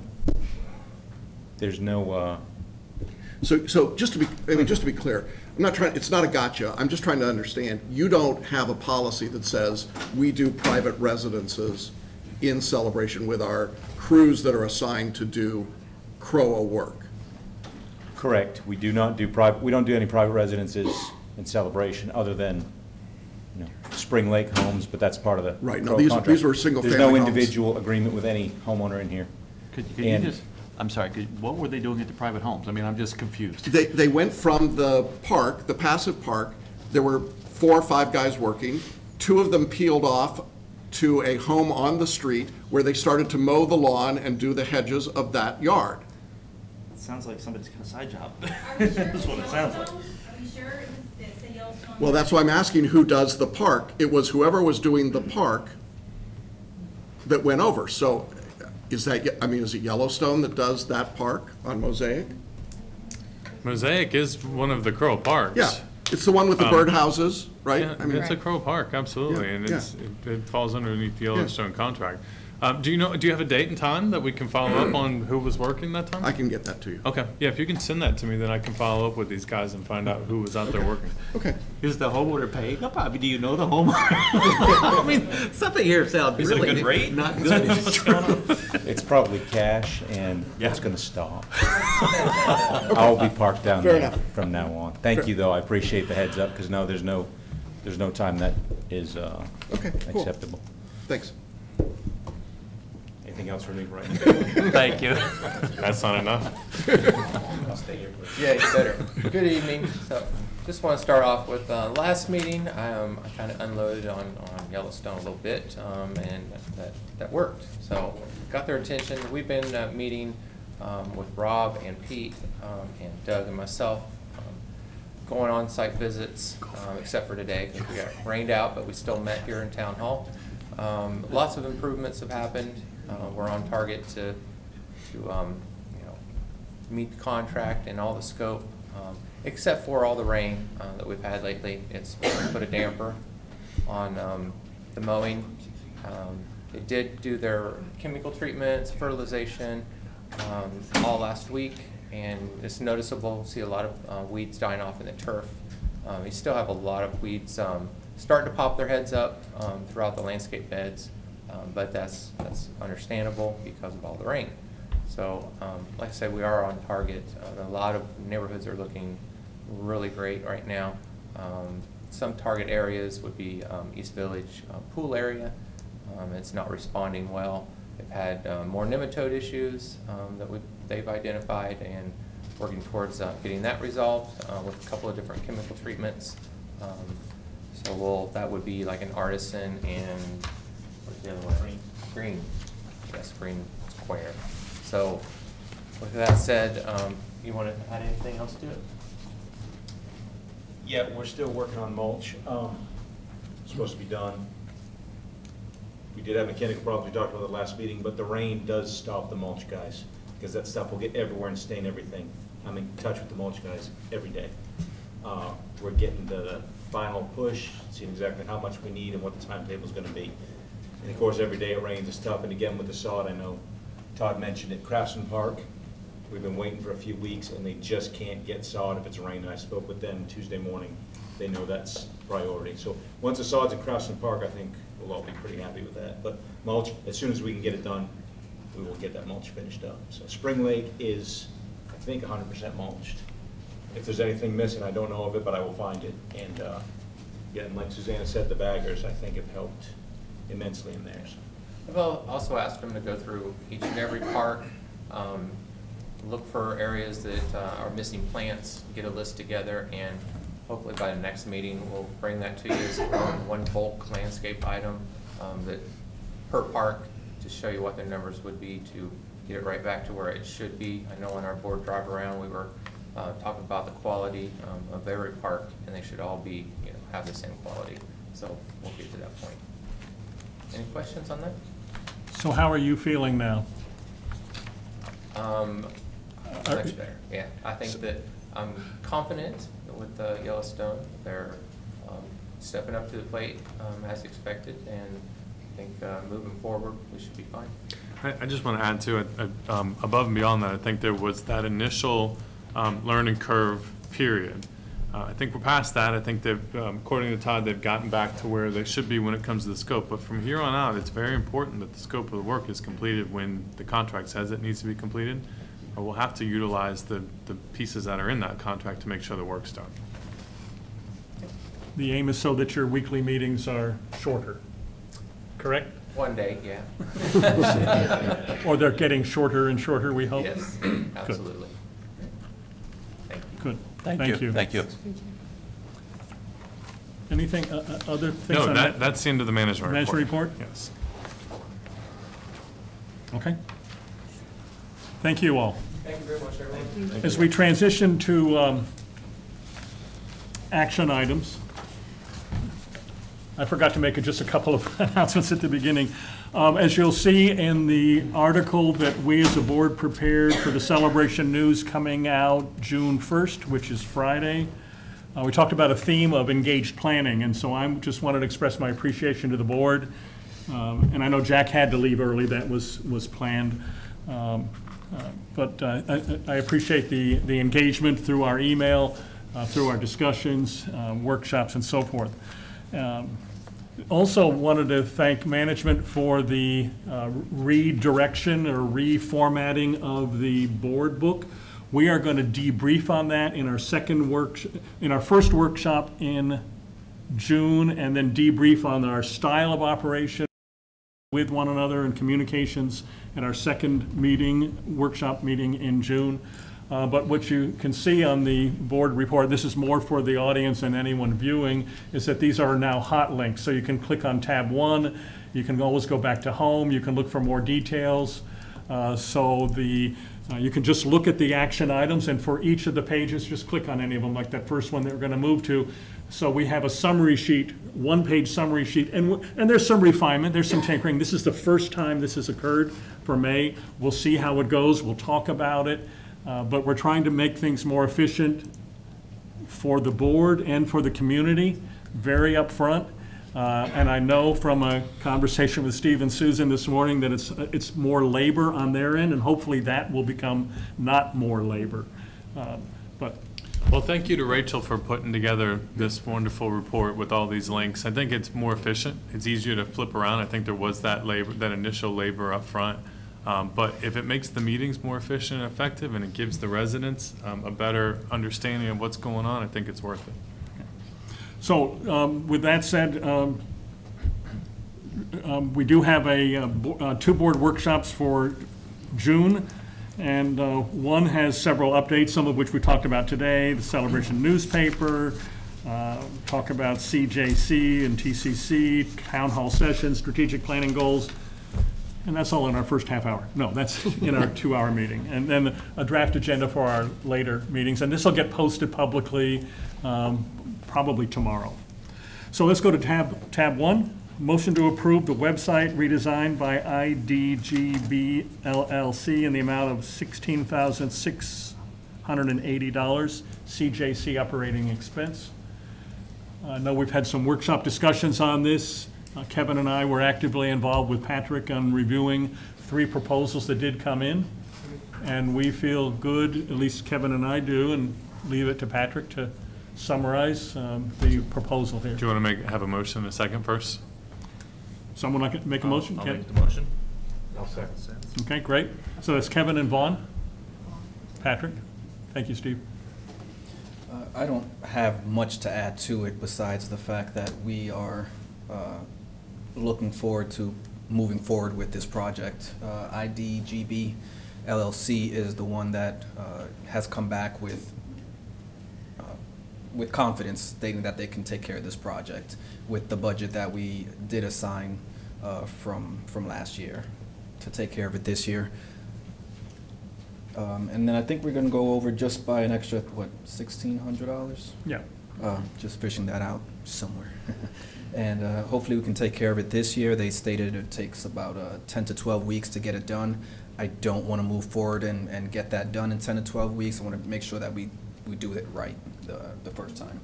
So there are several iterations on this. So they have a needs meeting. They come back with design, it's reviewed, appropriate one people from the revision, board, yep. at least Kevin and I will be involved, about 2 and revisions. other board members as desired.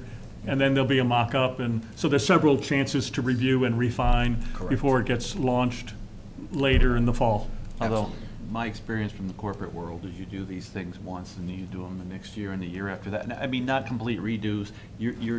I think we need to realize we will be enhancing this thing from a budgetary and actual perspective year after year as technology changes, you give people the ability to do A, then they want to do B, and then B goes to C. So we just need to be aware of that. And technology is one of our pillars, so we want to try to stay a little bit ahead of the curve. Exactly, but what this is doing, it's giving the on-site team the back end that they need to make that website functional for the residents on our end. We're currently So limited so that. they're limited to what they can do right Opens now it up. because of the back ends. Yeah. All 3 bids, while it may look like we went for the cheapest and everybody would be happy that we did, they all do use the same bones, if you will. Right. So. WordPress, it's- WordPress, yes, or it's WordPress. all WordPress. So that's one big reason. And the second big reason that I felt comfortable with this, I know we talked about this, is that this is the same company you were talking to 2 years ago. Correct. So they're still interested, and you know what, they have the patience for us for 2 years in the bidding process. They'll have patience for us when we're working together, so it should work out. Patrick, I noticed the 1,500 on the SRO, but it's a monthly, if we continue with that, do we need that? It's a one-time. Well, it said if it was initial and then it was monthly thereafter, is another 1,500? You have the option of doing there would be a monthly charge. It's not 1,500. What they were stating is as a online retailer of sorts, you would want to make sure that you're, with proper SEO optimization, that you stay at the top of the search engine. And that's what most online retailers would do, is pay for that on a monthly charge. Because we are Celebration Florida, there's not much out there that's going to take our #1 spot. It's Wikipedia, I think, is the only one that I've ever seen. Right. About Yeah, it. we did discuss this. I know David and I, Yep. when we sat down to review the contract, that's the first thing that stuck out at me. Yeah. And that's something that he went back and double checked and. Yeah, and it is a supported that. it's a one-time 1,500. And I think, with your point, I think with this new set of bones, enhancements within those bones can occur. Yeah, I just want us to be honest with ourselves. Right.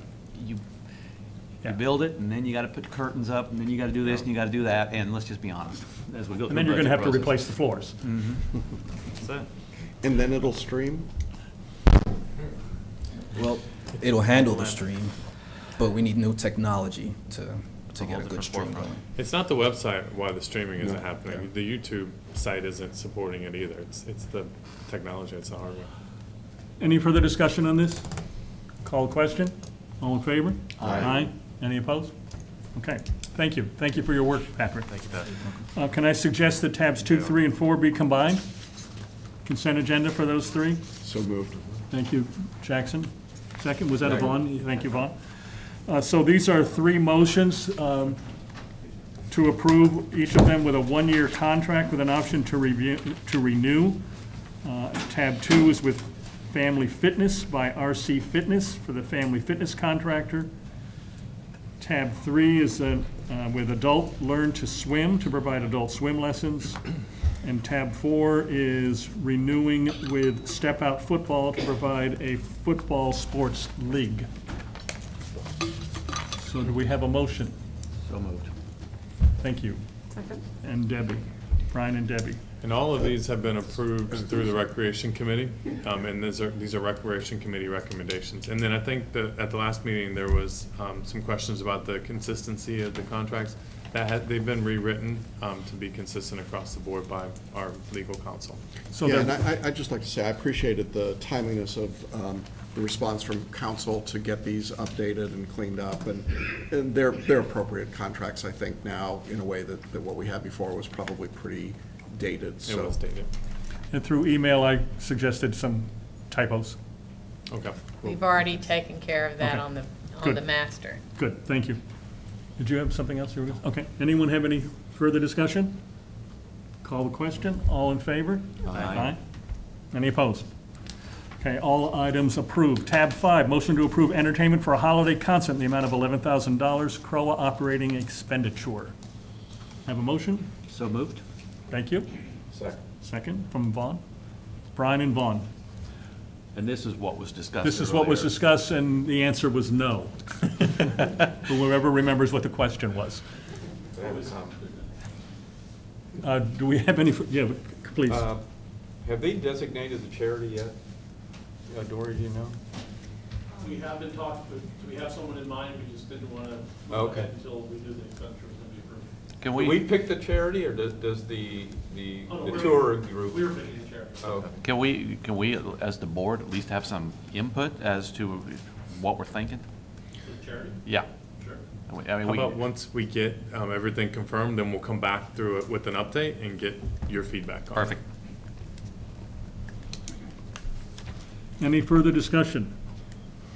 What's please. the expected turnout for, how many do you expect possibly in attendance? I'm just curious. It depends how many residents want to come out. I know that the committee is anxious, they're going to start selling some VIP tables as well. And we could see between 800 and 1,000. Okay, and we'll see some being offset by, so that 11,000 possibly the sales are gonna. Or I assume help that's all that. going to charity. No, that's Or all that's charity. that is 100% charity. No offset. People now regarding sponsorship to actually help excited. pay for the event. I just want to remind you guys, please come, because the microphones aren't going to pick you up from over there. If you guys can come up, so Susanna, you might have to move so we can get out. He's trapped in the corner. Any further discussion on By this? design. Any further discussion? Call the question. All in favor? Aye. Any opposed? Okay, motion passes. Can I suggest that tab 6, 7, 8, and 9, and 6, 7, 8, 9 be combined consent agenda? So Okay, moved. okay, thank you. Second. Who was that? Was that Jackson? Thank you. And I'll Vaughn? second. Thank you. So these are all landscaping. Do you want to describe them? Sure. This is addressing Savannah Square landscaping using part of the reserve expenditure of $45.68 and then the rest in operating. Academy Row will be, has part as a reserve for $5,151, the rest operating. South Village is all reserve, and then Parkview is using operating. And this is just taking a good, New Leaf came in and really worked on the irrigation. They replaced stuff that was broken, they did extensions, that was part of the problem from the previous contractor, that the plants were suffering, they weren't getting enough water. So, they really took the time to upgrade the irrigation system across the board. And so now we're going through each service area and looking at what do we need to do to bring this back up to community standards and make residents happy when they walk out their homes and look at their front yards, when they come home and go home.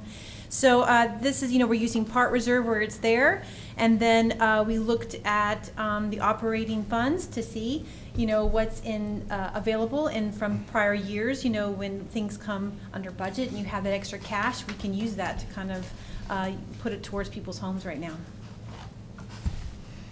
So the question I had is, each of these was identified as a sole source? Yes. Were they sought for bids? Did you Sure, so let see- me touch on that. Please. We did go with the contractor that's maintaining the properties, and here's the reason why.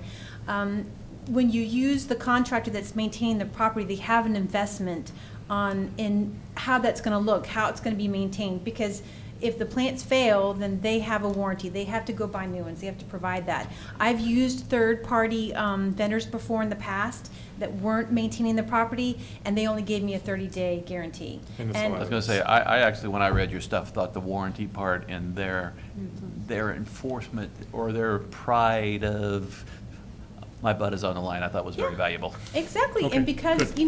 New Leaf is servicing, all of them but Spring Lake and Savannah, and their name is out there. They want it to look good. They want to do a great job, and so far they really have. So, they're invested in making sure that what they put in is going to survive. And they've done the irrigation to support it, and so that's part of the whole system. If you go outside, then you have less guarantee that you're going to get what you pay for, and then it's going to last. Yeah. Any further discussion on these? Call the question. All in favor? Aye. Any opposed? Thank you. Okay, you. passes unanimously. Thank you for that. Motion, item 10, motion to approve roof inspection invoice for April from KWA Engineers, amount of $5,441.36. Savannah Square Service Area Reserve for $616.66. Charleston Place Service Area Reserve for $1,984.85. And South Village Service Area Reserve for $2,839.85. So moved. Thank you, Jackson. Second. Second, Brian, thank you. Any discussion? This pays them off now, right, KWA? We hired Angus and Terry on Right. May 7th, so we may have a small bill, but KWA has finished the scope of the work as of May 7th. So, But there may be a small bill in addition to this? for May, for the 1 week in May. Okay, for the 1 week, okay. Any further discussion? Call question, all in favor? Aye. Any opposed? Motion carries. Tab 11, motion to approve partial replacement of the pool deck at North Village. Comments by New Leaf Landscape and Property Service, amount of $16,400, CROA replacement reserve item. Todd, thank you for your pictures Oh. and description. Do we want a motion in a second? Oh, sorry, motion? So moved. Thank you, Jackson. Second. And Vaughn. Why is it a partial replacement? Just refresh me there. Because it only needs, well, the reserve study shows partial replacements. You never really want to have to replace all your pool deck. So that's why it's termed partial. But they actually only did, what, 10%, wasn't it, of partial replacement? That's why the number in reserve is so small. We're making do with what the reserve study has shown with that. But the reason for this whole thing is there is a large leak somewhere. But you just answered my question. I was curious, were we just doing what the budget allowed, or were we doing what was actually needed? Because it doesn't, I've seen many roofs where we try to fix a problem with $1 when we needed to spend $2. Right, no. Well, the reserve does not cover the whole expenditure, so I'll put it that way. What we have to do is to make the pool deck look correct and aesthetically pleasing. The left side of the pool deck, as you're facing outward from the building, has a large leak under there, under the pool deck. So it all has to come out on the back left corner. To match it, we're going to do the back right corner as well with pavers rather than pool deck. The concrete that's there now.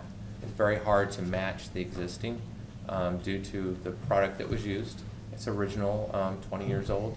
It has a rock salt finish, and I know of no one around that can match something like that. So rather than try and match it and not have it look the way it should, we've chosen pavers. And they're very similar to what you see at Spring Lake right now, resort style. I think, I didn't actually understand your answer to Brian's question. Is this going to actually fix the problem, or are we just doing it? No, it will fix it, okay. Absolutely.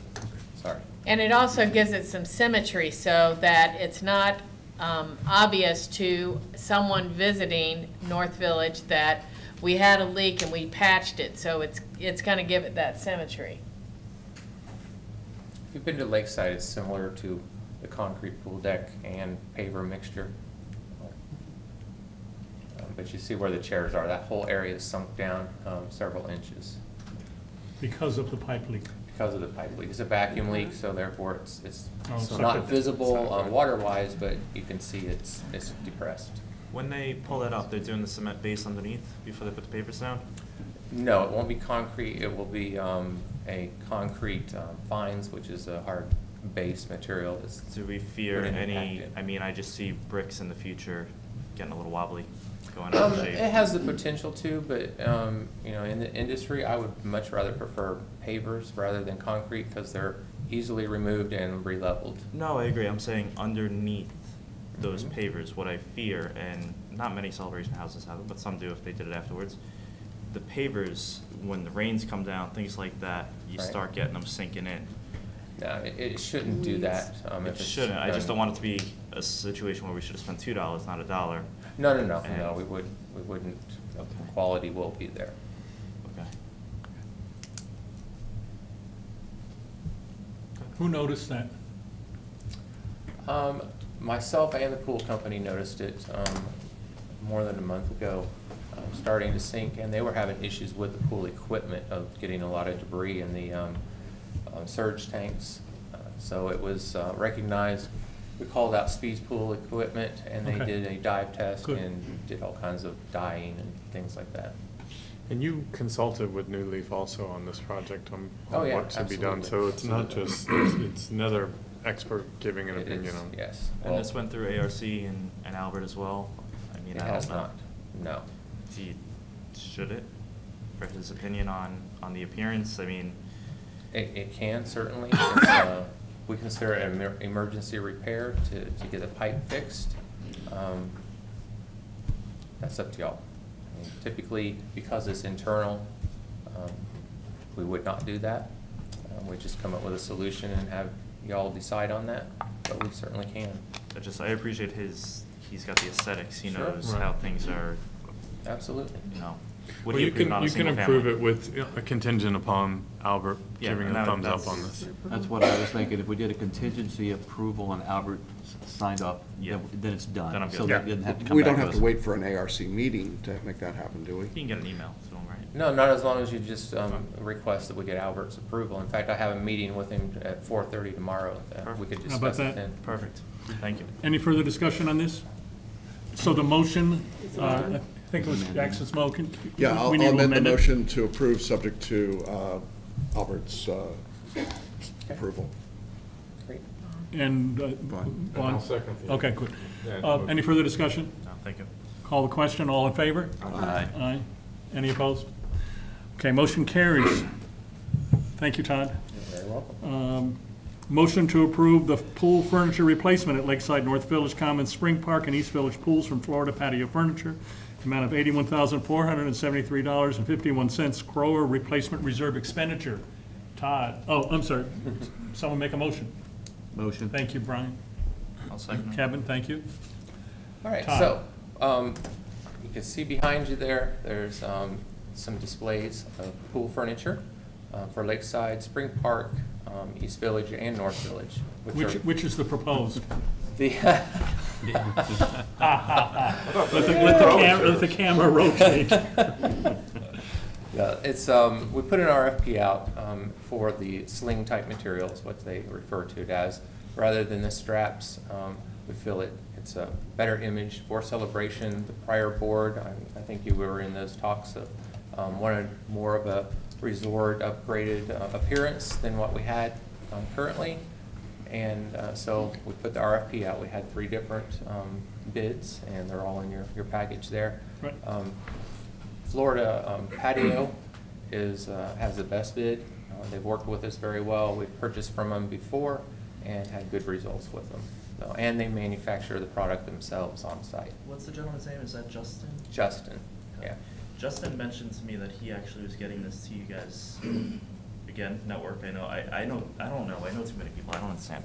So we talked about this last year, he brought this up to me. Mhm. Was this brought up to the previous board last year?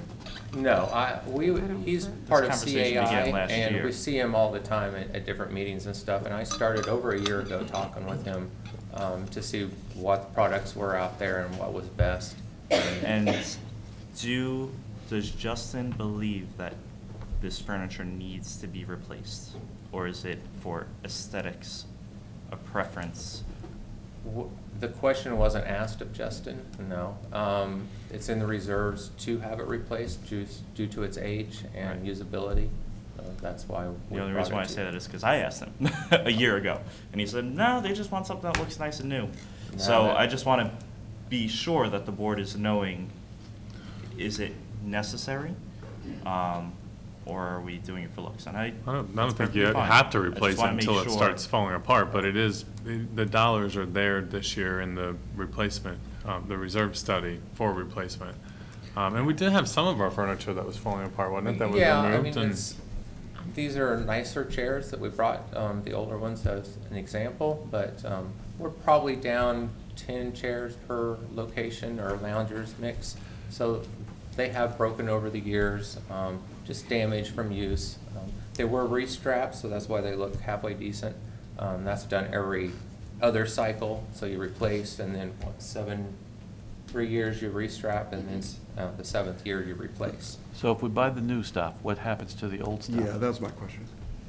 It's in the proposal to have it taken away from the property, but we have some other recommendations that bring to your attention at a workshop, I believe. Is it salvage? I mean, do we?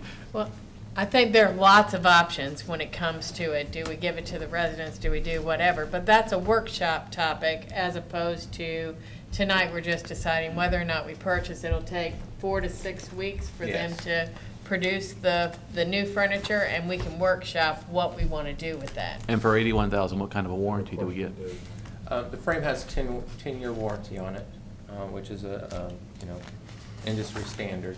The fabric itself has a rip and tear warranty for a year, commercial-wise. What we've experienced at Spring Lake, it has same type of material, only we've chosen a little heavier fabric that's kind of a basket weave type. We've gotten 2 or 3 years into it now, and it's holding up well. Todd, I have this same style of chair with the, what do you call that? The sling material? The sling. Uh-huh. How does that, did you ask how that holds up to sunscreen and that type of thing? I did a lot of research on it, and there's some products that are brought into the country that have, I don't remember the exact scientific formula to it, but it does affect fabric as well as the plastic or vinyl. The hope is with the color material that we've chosen, it will heat up during the day and will prompt people to put a towel down and hopefully extend the life of the material. But there's really no way to get around what residents are going to do with it at the pool, unfortunately. We clean them as often as we can per the manufacturer, different liquids and detergents per their care instructions. So. Is that, that sling, does that have a, besides the tearing, does it have a fading and just sagging, any kind of warranty that way? Or is it just on the tear? I think it's just on the tear. Let's see, I got it right in here. And that's just for a year? It is right? for a year. Does it dry out in the sun? Our experience with it is that no, it does not.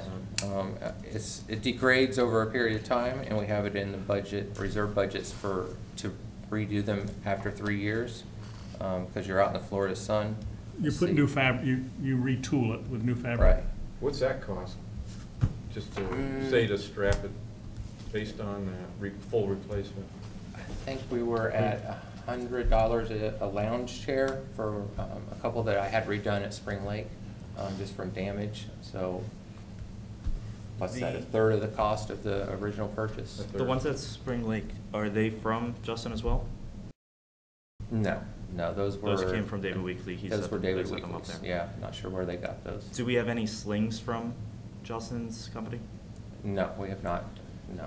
Would it be possible to look into maybe downsizing the order and seeing what challenges we have with slings maybe at one location? Between maintenance, I mean, I know I have them in my own yard. I pressure wash them once a year because all the pollen and stuff soaks into that, changes the color. I don't know what kind of maintenance schedule that's going to be added on your ends. Is it worth going a little smaller instead of doing all the pools? I love the look of it, so please don't take it that way. Right. I don't want to be having the conversation that we have to replace it when the reserves aren't there. Well, I would say the quality that Florida Patio is providing, or can provide, is better than, if not equal to, what is at Spring Lake right now. And I believe that was Tropitone that manufactured those. So, we, like I said, 3 years into it at Spring Lake with the same type of product, and that's up to you guys whether you want to upgrade or stick with what you have. But at this point, something needs to be done to replace the furniture. What was the last thing? I'm just saying, 80 grand's a lot. A lot. It's a lot of money. But that is 4 pools. So. That's why I'm saying, do we look at? And we're happy with the Spring Lake furniture. And yes. Did we go back to them about this? No, we went back to 3 different companies. Tropitone was not one of them. They all, if you look at their brochures and things, they all look the same, unfortunately. My final question, and then I'll shut up on this one. Florida Patio Furniture, you reached out to them a year ago. Did you reach out to the other 2 vendors about a year ago around that same time? No. It was just him at that time? It's just basically trying to, use our relationship business-wise to get more information out of him, to see which direction we needed to go to upgrade the patio furniture.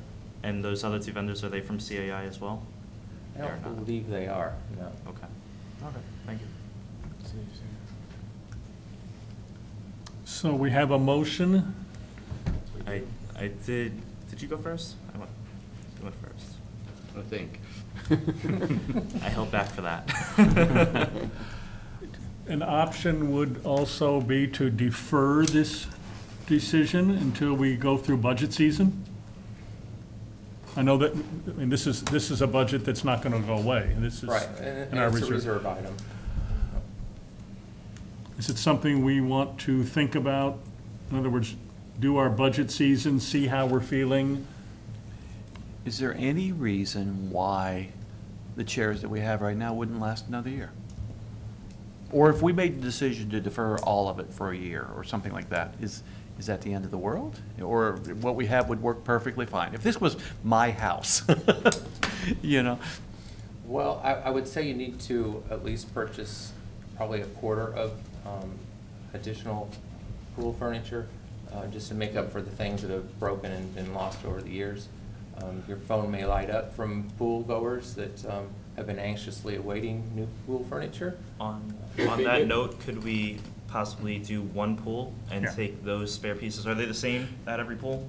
I'm not the best person to say. There's North Village and East Village will be the same color mixture, Same and then style. Lakeside and Spring Park will be So it. And could you we already look at that? transferred into North Village. I mean, you threw out old North Village and put in some stuff from elsewhere. We had to replace some tables. Oh, no, that was during a pool, when Spring Park was revamped. We had moved some furniture. Yeah, you moved around. furniture, Yeah. so you gave North Village used furniture. So realistically, we should replace 4 pools, or we should replace 2. If we did 2, Right. and if you did 2 with a decision to replace the other 2 in 1 year, Yeah. you could defer some expense and start, I don't think that's a bad decision, actually. You start the Refurbish, the Which two replacement. would you replace? Life No. gets and very. if the, I would do Lakeside and Spring Park. and then you could redeploy chairs to the other pool, fill them up, go to 2 new ones, and then he's saying- do the other 2 next year. Would you do 2 pools or do 1 pool? I would do 2. Because they Lakeside said and Spring Park. they have Do the you same wanna one do at 2 and the same one at the Oh, other 2. because of- So I because think of you that- gotta do because of the that 2, purpose. 2. So you can move some furniture. Is that our thinking? Is there a motion? I think we're still talking. I think we didn't, if whoever had a, Brian Rachel, do we have a first, motion? second. And we're together. They would, yes. So it was Brian and Kevin? Brian, do you So, wanna amend your Brian, would you like to motion? amend your motion? I will amend my motion to say that we should buy furniture for 2 pools. And with those 2 pools Those 2 are- pools can be chosen, as far as I'm By concerned. management. Management can choose, but they had a set of, they had 2 As and 2 Bs. So put new furniture at 1A and 1B. People complain, we're gonna replace the other ones next year, but we're starting a cycle of It's a lifespan. fiscal prudence. And it's For lack of also a just better word. testing it. It's a new product. Right. And while we can take the sales guy's, word for it, we can't. It's a sales Well, guy. So Todd, I imagine the 4 pools aren't all the same cost, right?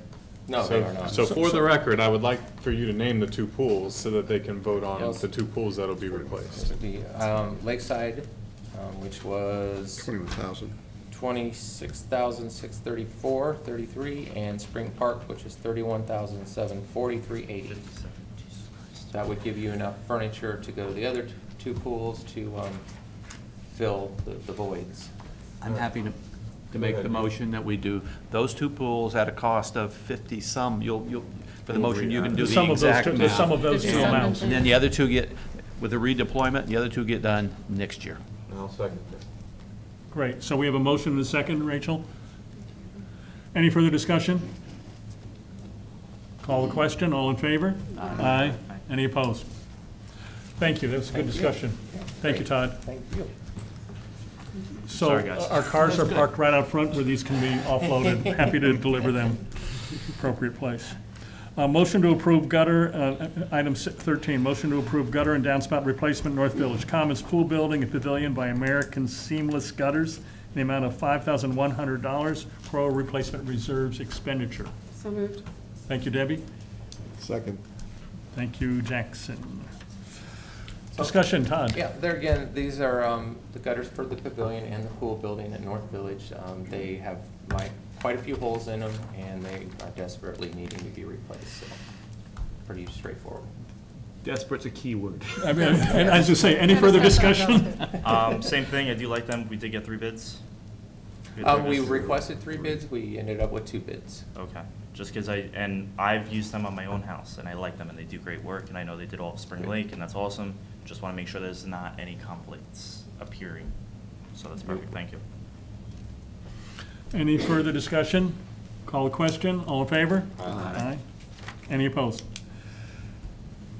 Motion carries. Tab 14, motion to approve redesign of the front and rear entrance of Town Hall by Cannon Associates in the amount of $7,840, CROA replacement reserve expenditure. Have a motion? So moved. Brian motioned. We're leading to discussion, so. I'll second it, but I have a. Vaughn for second. Okay, discussion. My comment is, being what has happened with our community center and the funding. Yeah.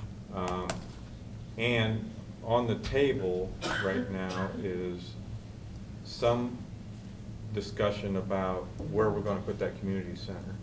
And one of the comments was going up on the 851 building, building a second floor on the 851, I'm sorry. And if we're doing that, my question would be maybe to Danny Bumpus, whoever has the plan, is would this expenditure for this redesign be affected by that decision to build a second floor in this building, if that's what it comes to? Good. And, go ahead. Go ahead. I'd like to expand on Vaughn's comment just a little, because if we said, I think,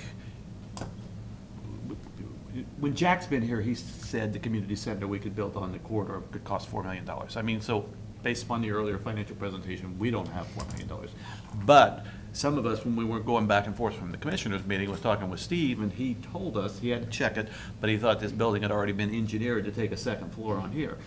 If we could add a second floor, and I'm making this number up totally, for $1 million, and we said, well, that's something we could do, and it'd give us a lot of effective meeting space, and then that would buy us time to make a decision about the other. Then, is this a wise expenditure of funds now if we might go down the other path, or if we found out a second floor on here was A, impossible, or B, gonna cost $4 million, then you need to do this. But do 2 things need to be parlayed? I think that's what Vaughn's asking too. Yeah, And it's a timing issue. Yeah.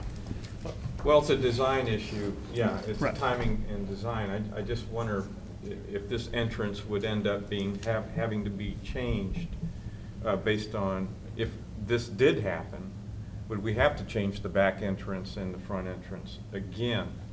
And then, you know, spending almost $8,000. Wait a minute. Yeah, 8,000? 78.4. 7840. For design. For the design. 78, just for design. Just for design. Right. Is this something we want to do? What was that, 131.9? Well, if that's the question and that's the consensus of the board, I did reach out to Danny for the engineering drawings of this building, and he was on a cruise last week, but he did say that that's something that he has. So we can table this until we get a chance to have a little bit more detailed conversation with them. I know Todd was working on a timeline to try and have this done, but if the conversation from the board's steering in that direction, we can try and get that information from him. Brian, did you want to amend your? You gotta. Oh, Gary? Thank you.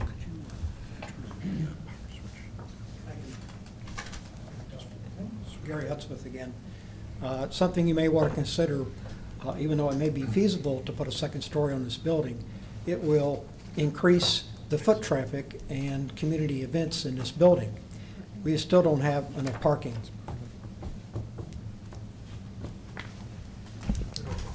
Yeah, and to you mind if I elaborate on this?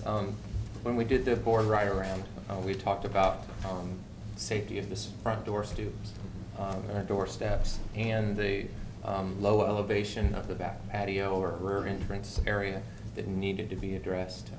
That was the purpose of this.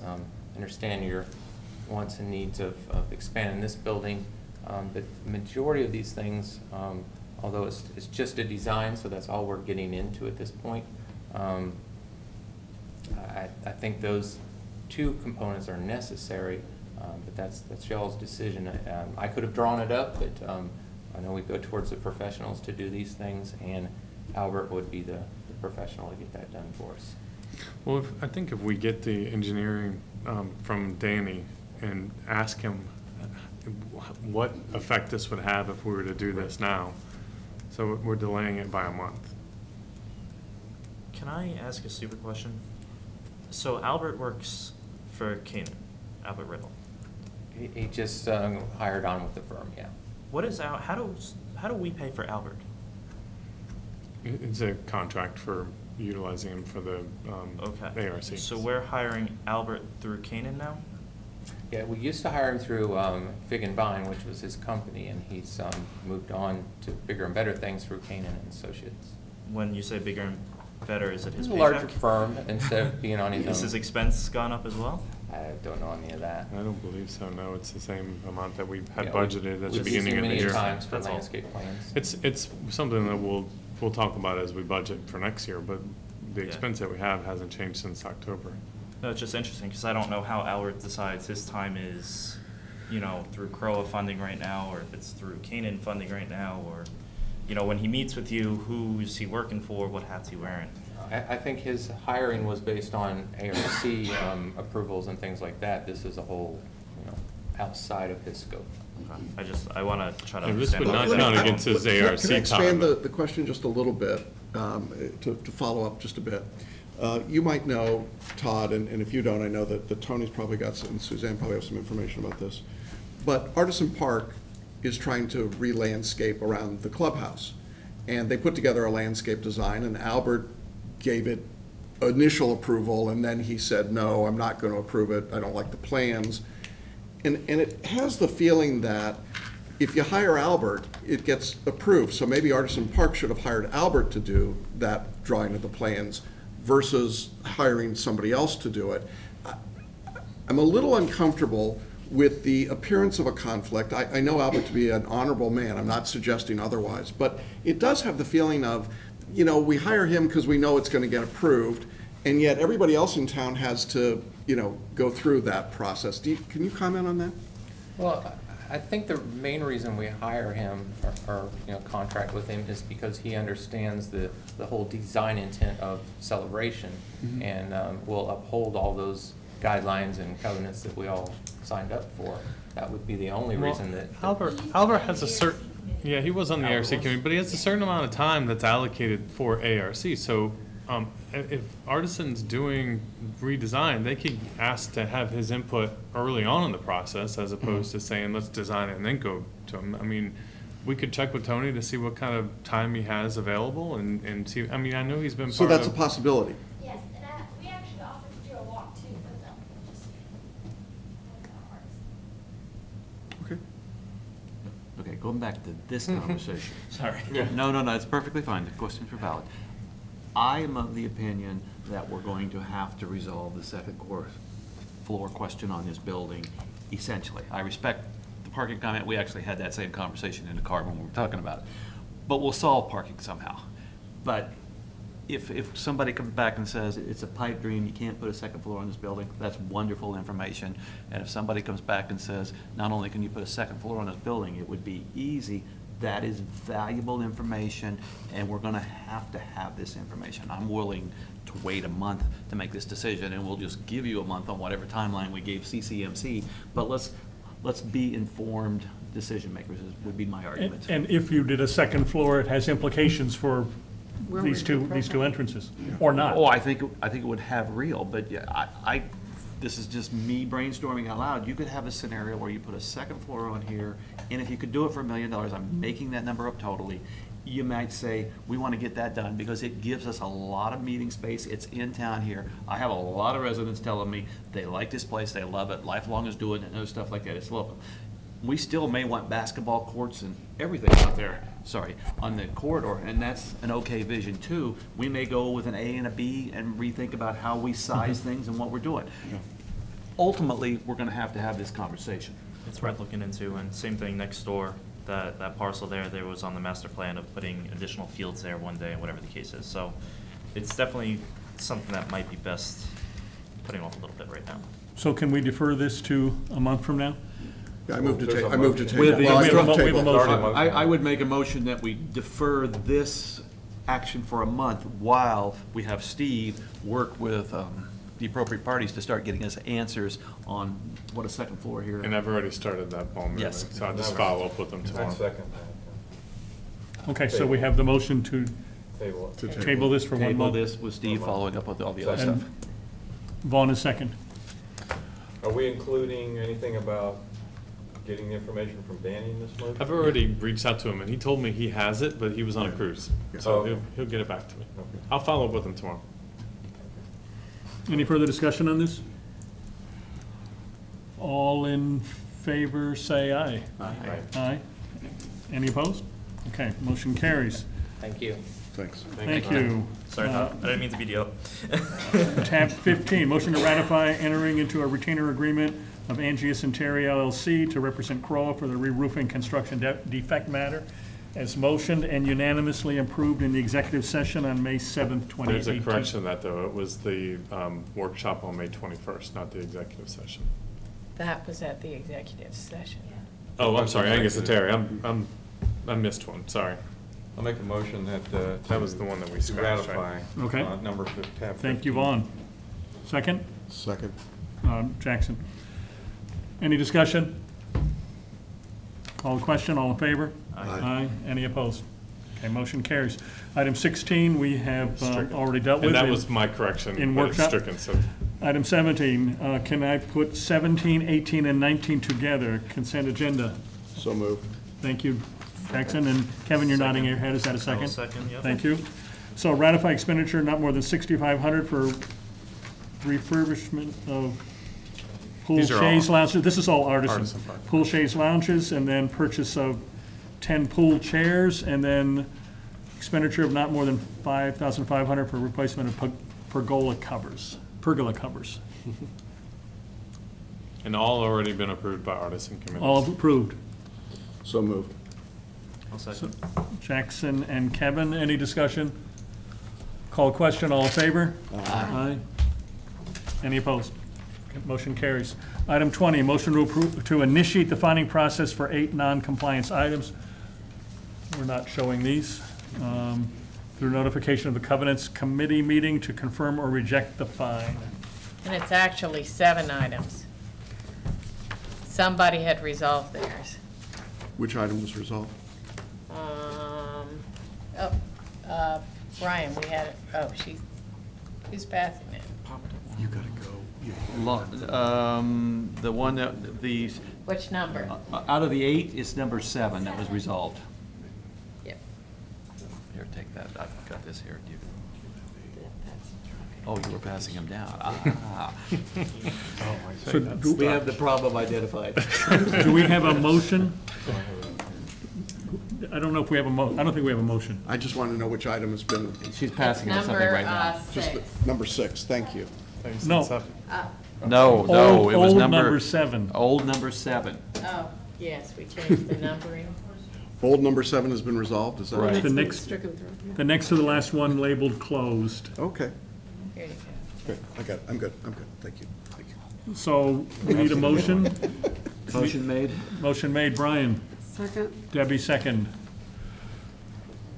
Brian and Debbie. Brian and Debbie. Any discussion on any of these? This is for initiating the finding process. Goes to the Covenants Committee. Any discussion? These are probably typically, Steve, these have been going on for probably at least 3 months or more. Okay. Call question. All in favor? Aye. Aye. Any opposed? Okay, tab 21, motion to approve to convert 2 fines to specific assessments. And that too was reduced to 1, and if you look on the back of the page that you have, the second one has been resolved. Okay, so we have convert 1 fine to assessment. We need a motion? So moved. Thank you, Jackson. Second. Thank you, Brian. Any discussion? Call the question, all in favor? Aye. Aye. Any opposed? Motion carries.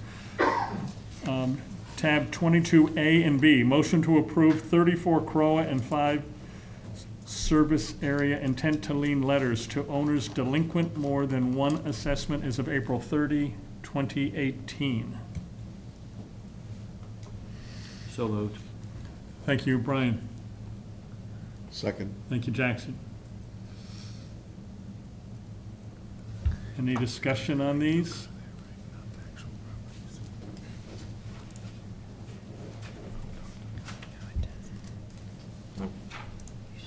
All, call the question, all in favor? Aye. Aye. Any opposed? Motion carries. Tab 23, motion to approve 1 attorney recommended write-off in the amount of $3,510.71. I'll first for discussion. I'll second. Okay, so Kevin, followed by I Jackson. brought this up last month. I believe it was last month. Do we have any feedback on that? We do have some. This is not one of those items. There were a couple of more that we found, so we'll have that on the next agenda. This is one where the legal fees were stricken by the judge. So. We don't have a choice. So the question I All had right. was, the judge did that, why, and does that put us at risk for spending? I mean, what happened here? Well, we worked with the attorney that is no longer our collections attorney. They charge us as we go along. It goes to court. At that point in time, the judge says, you can collect all your assessments, but we're not going to make the homeowner pay the $3,500 in legal fees. And the judge can make that decision. Okay, but usually a judge has a reason why he chooses to do it. I- What was the judge's reason? I don't know the reason, Because but I I'm can wondering if find we that out. I'm wondering if we spent $3,500 to collect $411. That's what I'm wondering out that's- loud. Yeah. Well, and moving forward, you won't be doing that because you have a collection attorney now that doesn't charge you. Yeah. And we're waiting, and we'll hear back next month about Yes. attorney's fees and. Yep, It's my guess that the judge felt that the fees were excessive for the amount of the assessment and the fine. And not surprising to hit back on what they perceive as excessive collection fees in order to try and reduce some of that activity in their court. I think it's a good reason to have switched law firms to change the billing structure.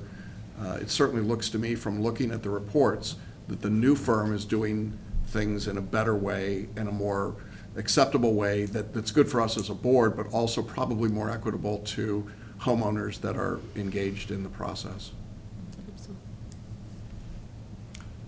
Any further discussion? Call the question. All in favor? Aye. Aye. Any opposed? Okay, motion carries. Tab 23, motion to approve, 24, motion to approve fee waiver requests 1 through 8 from homeowners totaling $269.53 and deny requests 9 and 10. So moved. Thank you, Debbie. Second. Brian is the second.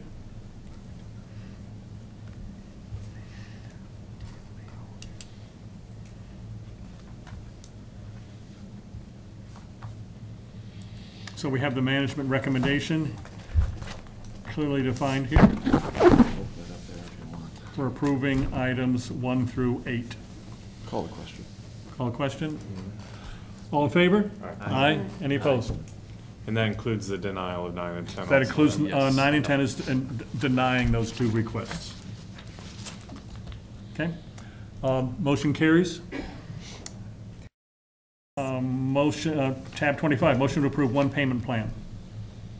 So moved. Thank you, Jackson. Second. Thank you, Debbie. So this is a payment plan. Management recommends that. Call the question. Thank you, Jackson. All in favor? Aye. Aye. Any opposed? Motion carries. Last item, tab 26, motion to approve one legal request as recommended by attorney. So moved. Brian motioned. Second. Jackson seconded.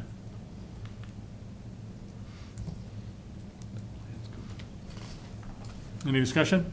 Call the question. All in favor? Aye. Aye. Any opposed? Motion carries. Kevin? No, I'm good. Okay. You just look like you were gonna. On the next thing. Okay. Do we have any strategic planning updates at this point? I think everything was really touched on. I think we've touched on that, and we'll do more detail on that in our board workshop. Board comments. Jackson. Go for it. You want to start? I'll start. Because we didn't have the opportunity to put this onto the agenda because of the late date, as the board knows, but the public may not be aware, there was apparently a meeting between CCMC and Mattamy Homes in the last few weeks that was, we're going to find out, I guess, in a moment what the purpose was.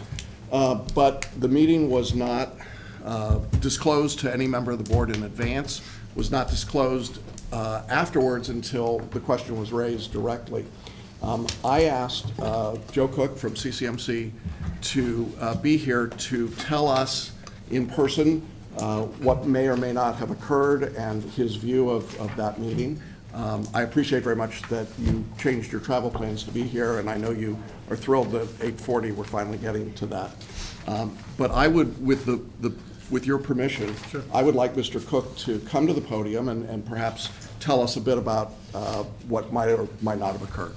And to touch on that for transparency, it might be best, and I will read the email that I did send off, so that way it is in the public. I will skip where I congratulated your son's graduation. But apart from that, I did say I'm of the understanding, and this was addressed to yourself, Steve, of the understanding from a reliable source, I can't speak today, God, that a gentleman by the name of Derek, representative of Mattamy for Florida, that specifically works with HOAs for the communities, had a meeting with CCMC in the month of May. While CCMC is able to meet and attract clients on their own without influence or communication to its clients as a private entity, I am concerned that this was not disclosed to the board. This connection and meeting was stemmed from the CROA board's choice of continuing to work with CCMC. This may be above your local level and through contact with Ms. Watson or Mr. Cook. However, the relationship directly impacts this CROA board and the future of Celebration. Communication and transparency is key, not only from the board, but all of our vendors, inclusive of CCMC. I will be blunt with this, and it's by no means a comment to take personally, as I appreciate your work and your boots on the ground. Kindly understand I speak for myself as one of 7 when I state CCMC works for the board and the Celebration residents, and not the other way around. If something is mistaken, I will apologize and follow up with my source. However, I'd like to hear if this meeting did in fact occur, who was in attendance, and who initiated the meeting.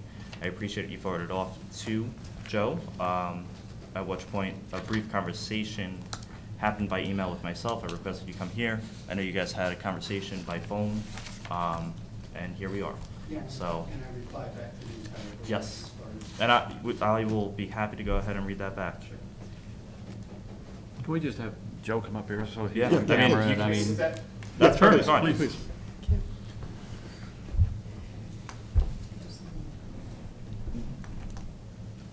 Maybe Steve has it. Kevin, did you say you're going to read the reply back? I'll go right now if you like. Yeah, sure. Hi, Kevin. Steve forwarded me your email concerning my meeting with Mattamy Homes. The purpose of our meeting was an introduction for me to meet the local Mattamy leadership team and give them an overview of CCMC and our services. CCMC and Mattamy Homes have worked together in markets outside of Florida in the past, and Mattamy has several current projects outside of Celebration throughout Florida that I believe we would be a good fit for. Our meeting had absolutely nothing to do with Celebration or any CROA-related business. Obviously, if that was the intent, there would have been collaboration and consultation with the CROA board prior to coordinating any such meeting. I did have Steve Waring at the meeting, as I felt it was a good professional development opportunity for him to better understand our approach when meeting a potential new business opportunity. I can see after reading your email why my decision to involve Steve might lead to questions. Again, Steve's involvement was strictly developmental. I'll follow up with you on Tuesday with a phone call to see if you have any other questions. Have a safe and enjoyable Memorial Day weekend. Okay. So thank you. So what can I answer for you beyond that? So I guess my biggest concern, and this is why I sent the email, is in conversation with somebody through my own network, learns that our executive director in Celebration was at a meeting with a builder here in Celebration, that there is already a lot of concern and questions and a lot of gray that we don't know. So when I find that a meeting happens with a representative of Celebration, we may see it differently, but I do see Steve as a representative of Celebration, with a builder in Celebration. And the first way I found out about it was through the grapevine. My concern was not that the meeting took place. My concern was how I found out about it, and if I didn't find out then and there, would I ever? And that is why we're here, trying to understand how we got there and how we don't get there again. Yeah, no, and okay, and I think that was a fair point, and like I said in the email, looking back, I could see where that would raise a question. You know, again, I'll stand by the email. The meeting was not in Celebration. It had nothing to do with Celebration or business of Celebration. It was my Eastern Division leadership team, and I included Steve, strictly from a professional development opportunity, because he has not been involved in those types of meetings with CCMC in the past. And I just thought that was a good opportunity, since it was here in Orlando, to kind of expose him to, you know, that side of the business and what we do, so he could better understand our approach and philosophy. Again, it was nothing to do with Celebration. We didn't discuss any Celebration business. It was simply to give them, Madame, an overview of our services and what we do, and see if there was any opportunities for us to expand our footprint in the state of Florida. I appreciate that. To continue that conversation, who was at that meeting? Well, I'll be happy to share from CCMC's perspective. I don't work for Madame, so, you know, I would respectfully No, just the people. Who was sitting in that room? Yeah, it was myself, our Vice President of Lifestyle Services, Deborah Wyatt, our local regional Vice President, Pat Wasson, and Steve. And on the Madame end? It was their local leadership team. So, Joe, you and I talked, and one of the concerns that I've got is that the appearance of the town manager, the former town manager, a current Celebration resident, talking, you know, about with a developer who is building the largest development in Celebration, it stretches some limits of credulity to think that the word celebration never came up in your conversation, that there was never a discussion about what you have been doing for Celebration. And as Madame comes to Island Village, we're trying to walk a very fine line, to find a collaborative structure, to be able to keep them in the community to do the things that we want to do. And I think you make it harder on us when you have these kinds of activities, even if they are purely innocent, and they're certainly permitted under the contract. You are fully allowed under the contract to have those. But why not just tell us in advance? And why, when we pay Steve's salary, why would Steve be spending his time in that particular meeting? Who's paying for that? And why is Pat Wasson involved in that when she's the special consultant for Celebration until October? There's just a series of things that make this really uncomfortable. Sure. Pat is actively employed as our regional vice president for CCMC. So she's our regional vice president, meaning that she covers many communities, many clients throughout the state of Florida until she retires in October. So she's part of these meetings and meeting potential clients all the time. That's part of her job. Steve, like I said, it was a professional development opportunity for Steve. Being as we weren't going to discuss any Celebration business and it wasn't taking place at Celebration, I will own the Steve part. That was strictly a miss on my part, because I wanted to, as a coach and a mentor, and you know, for his professional development, involve him in the meeting. So that's why I said I recognize, you know, after the fact that would cause you to have some questions. I wouldn't come to the board to ask permission to speak to a potential new client. Now, if I had engaged in any opportunities with Madame, or if we got some legs with some of those potential new business opportunities, I think at that time, that's a completely appropriate time for me to come in and disclose that to this board, that, hey, you know, we're looking at this, we're possibly going to take this on, and then at that point, I would disclose that with you, and we could have that conversation. I didn't see that that conversation was necessary leading into this introduction and just talking about our firms in general. I just want to be 100% right now. Because I never ask a question I don't have the answer to. And I would have never sent that email if I didn't know the answer. So that's how I live. 100% celebration was not discussed in that meeting. No, there was no celebration business discussed whatsoever. Okay. And let me be clear that, Steve, this is not in any way an disparagement or unhappiness at all with you. I think we have worked very hard as a new board to build a better relationship with CCMC. And in the strategic planning areas, that's the area that Brian and I have been tasked with leading to review and look at our management agreements. I think it's important that we have a strong working relationship. I'm pleased that you're here tonight, Joe, to see what this CROA board looks like. I'm glad that you were able to introduce yourself to this board, that you were able to be here. But at the same time, I think that it is incumbent upon CCMC to recognize that this is a new board and a new view of transparency and a new way of working. And the old days of backroom discussions and backroom deals hopefully is over. And you know, you got caught. I mean, having a meeting that wait. No. Let me jump in here, because I don't agree with where this is going. I lived in the corporate world for 30-plus years. I was a global CFO, but at points in my life, I was a U.S. CFO, I was a local, regional CFO. I got invited to meetings like this all the time. It was development. Development happens in the real world. I mean, so to me, if celebration is discussed, we need to know. But if celebration wasn't discussed, they're allowed to do this. Pat is still an employee. She's not even a consultant today. She has not retired. She's got a bigger job. Steve has been with the company for a while and could move on to something else. Development is not an unfair goal. We all in our corporate lives have had people develop us as professionals, so we can't say that.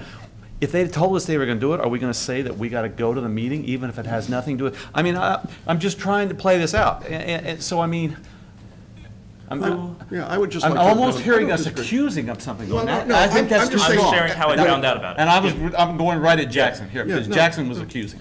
Okay, I'll withdraw any sense of accusation. I would just like to have known in advance that a meeting was going to happen, even if it was for development, with the primary, the largest, now newest developer and coming to Celebration. That's a pretty big coincidence. Who invited Bennett this evening? And I'm more than happy that he did show. But 2 weeks ago at a workshop, he made it clear that he doesn't really have time to be here every meeting, every week. I believe you all invited Bennett today to come to future meetings too. No, and he's more than welcome all the time. But he was here earlier today, and I know you guys have met because as he was escaping the room, he said Bennett. So I don't know if you knew the conversation was coming. Yeah, on the way out. No, I said goodbye to him. I didn't say anything to. But you all invited Bennett to attend your Yes, it was just interesting. The whole thing is just interesting. That's all I'm saying. Hey, Kevin, I stand by what no, and I what appreciate said. that. So we have Joe, Deborah, Pat, and Steve, and you said local on Matamy's ends, and it took place outside of Celebration. Yeah. Okay. Cool. Thank you. I appreciate. I really do appreciate absolutely. you coming here. Anything else? I'll be happy to discuss. So the only thing I would add is I think what Jackson hit on was the statement. It makes it more difficult for us. And that's just our sense and what we're trying to do in a gentle but also direct way with Matamy is to work with them. Part of what Kevin and I have been charged with and the goal of planned and futuristic growth of Celebration. We are hoping that they're going to be good partners as they design and build that whole large community. So it just, again, when I first heard of this, it wasn't a matter of a right to have the meeting, it was a matter of the timing. My words, I feel that our relationship with Mattamy at this point, at our level, is tender and building. And it's like, oh my gosh, something at a higher level is happening. Might that disrupt the quality relationship we are trying to build with Mattamy? That just concerns me.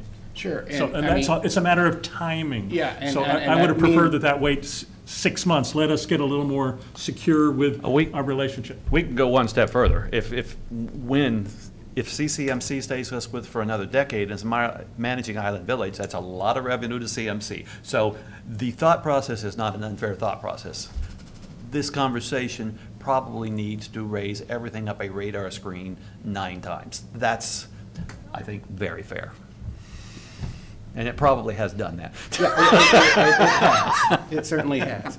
And we talked about the time, me and Jackson talked about the timing issue too. So I get it. And all I can say is, again, this was strictly an opportunity for me to introduce myself to them and talk about other markets within Florida and trying to grow our footprint, which is part of my job.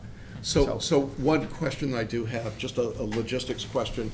When Steve accompanies you on these kinds of development, mentoring kinds of projects, is that part of the salary that we're paying to CCMC for Steve's time, or is that a separate cutout or carve out? How is that handled from a? Well, I mean, I think the best way to look at it, Jackson, is this is the only time he's ever been to one of these meetings. And secondly, as far as timing, he's an exempt employee and probably puts in 60 hours a week. I was going to say how I think. I don't think the hours thing is fair at all, because he does not work 9 to 5 and leave at 5:01. So I mean, Not punching a clock. yes. Yeah, What was the I date? agree. What was the date? What was the dates? Oh, I'd have to get back to you. I don't know it off the top of my head, Kevin. Do you know, Steve, by chance? I'd have to go look at my calendar. Yeah. I can know certainly- that there was a lot of conflicts when we were looking at between meetings with the county or whatever the case was. I just I wanna did make sure not it didn't have postpone any celebration meetings for us. That's all you had to tell me. Thank you.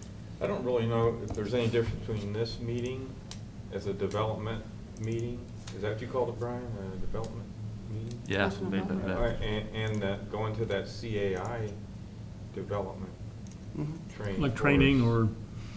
I mean, It was, it's training, right? It was May 14th. It's just training. Professional development. But, Brian, to your point, it's been raised, and certainly I'll take it as a lesson learned, and we'll move on. So. Any further discussion on this or other board comments? Thank you. Kevin? Thank you. Thank you very much. Thank you. Any further discussion? Any other board comments? Motion to adjourn? Motion. Vaughn? Second. Debbie? Thank you all. Thank you all.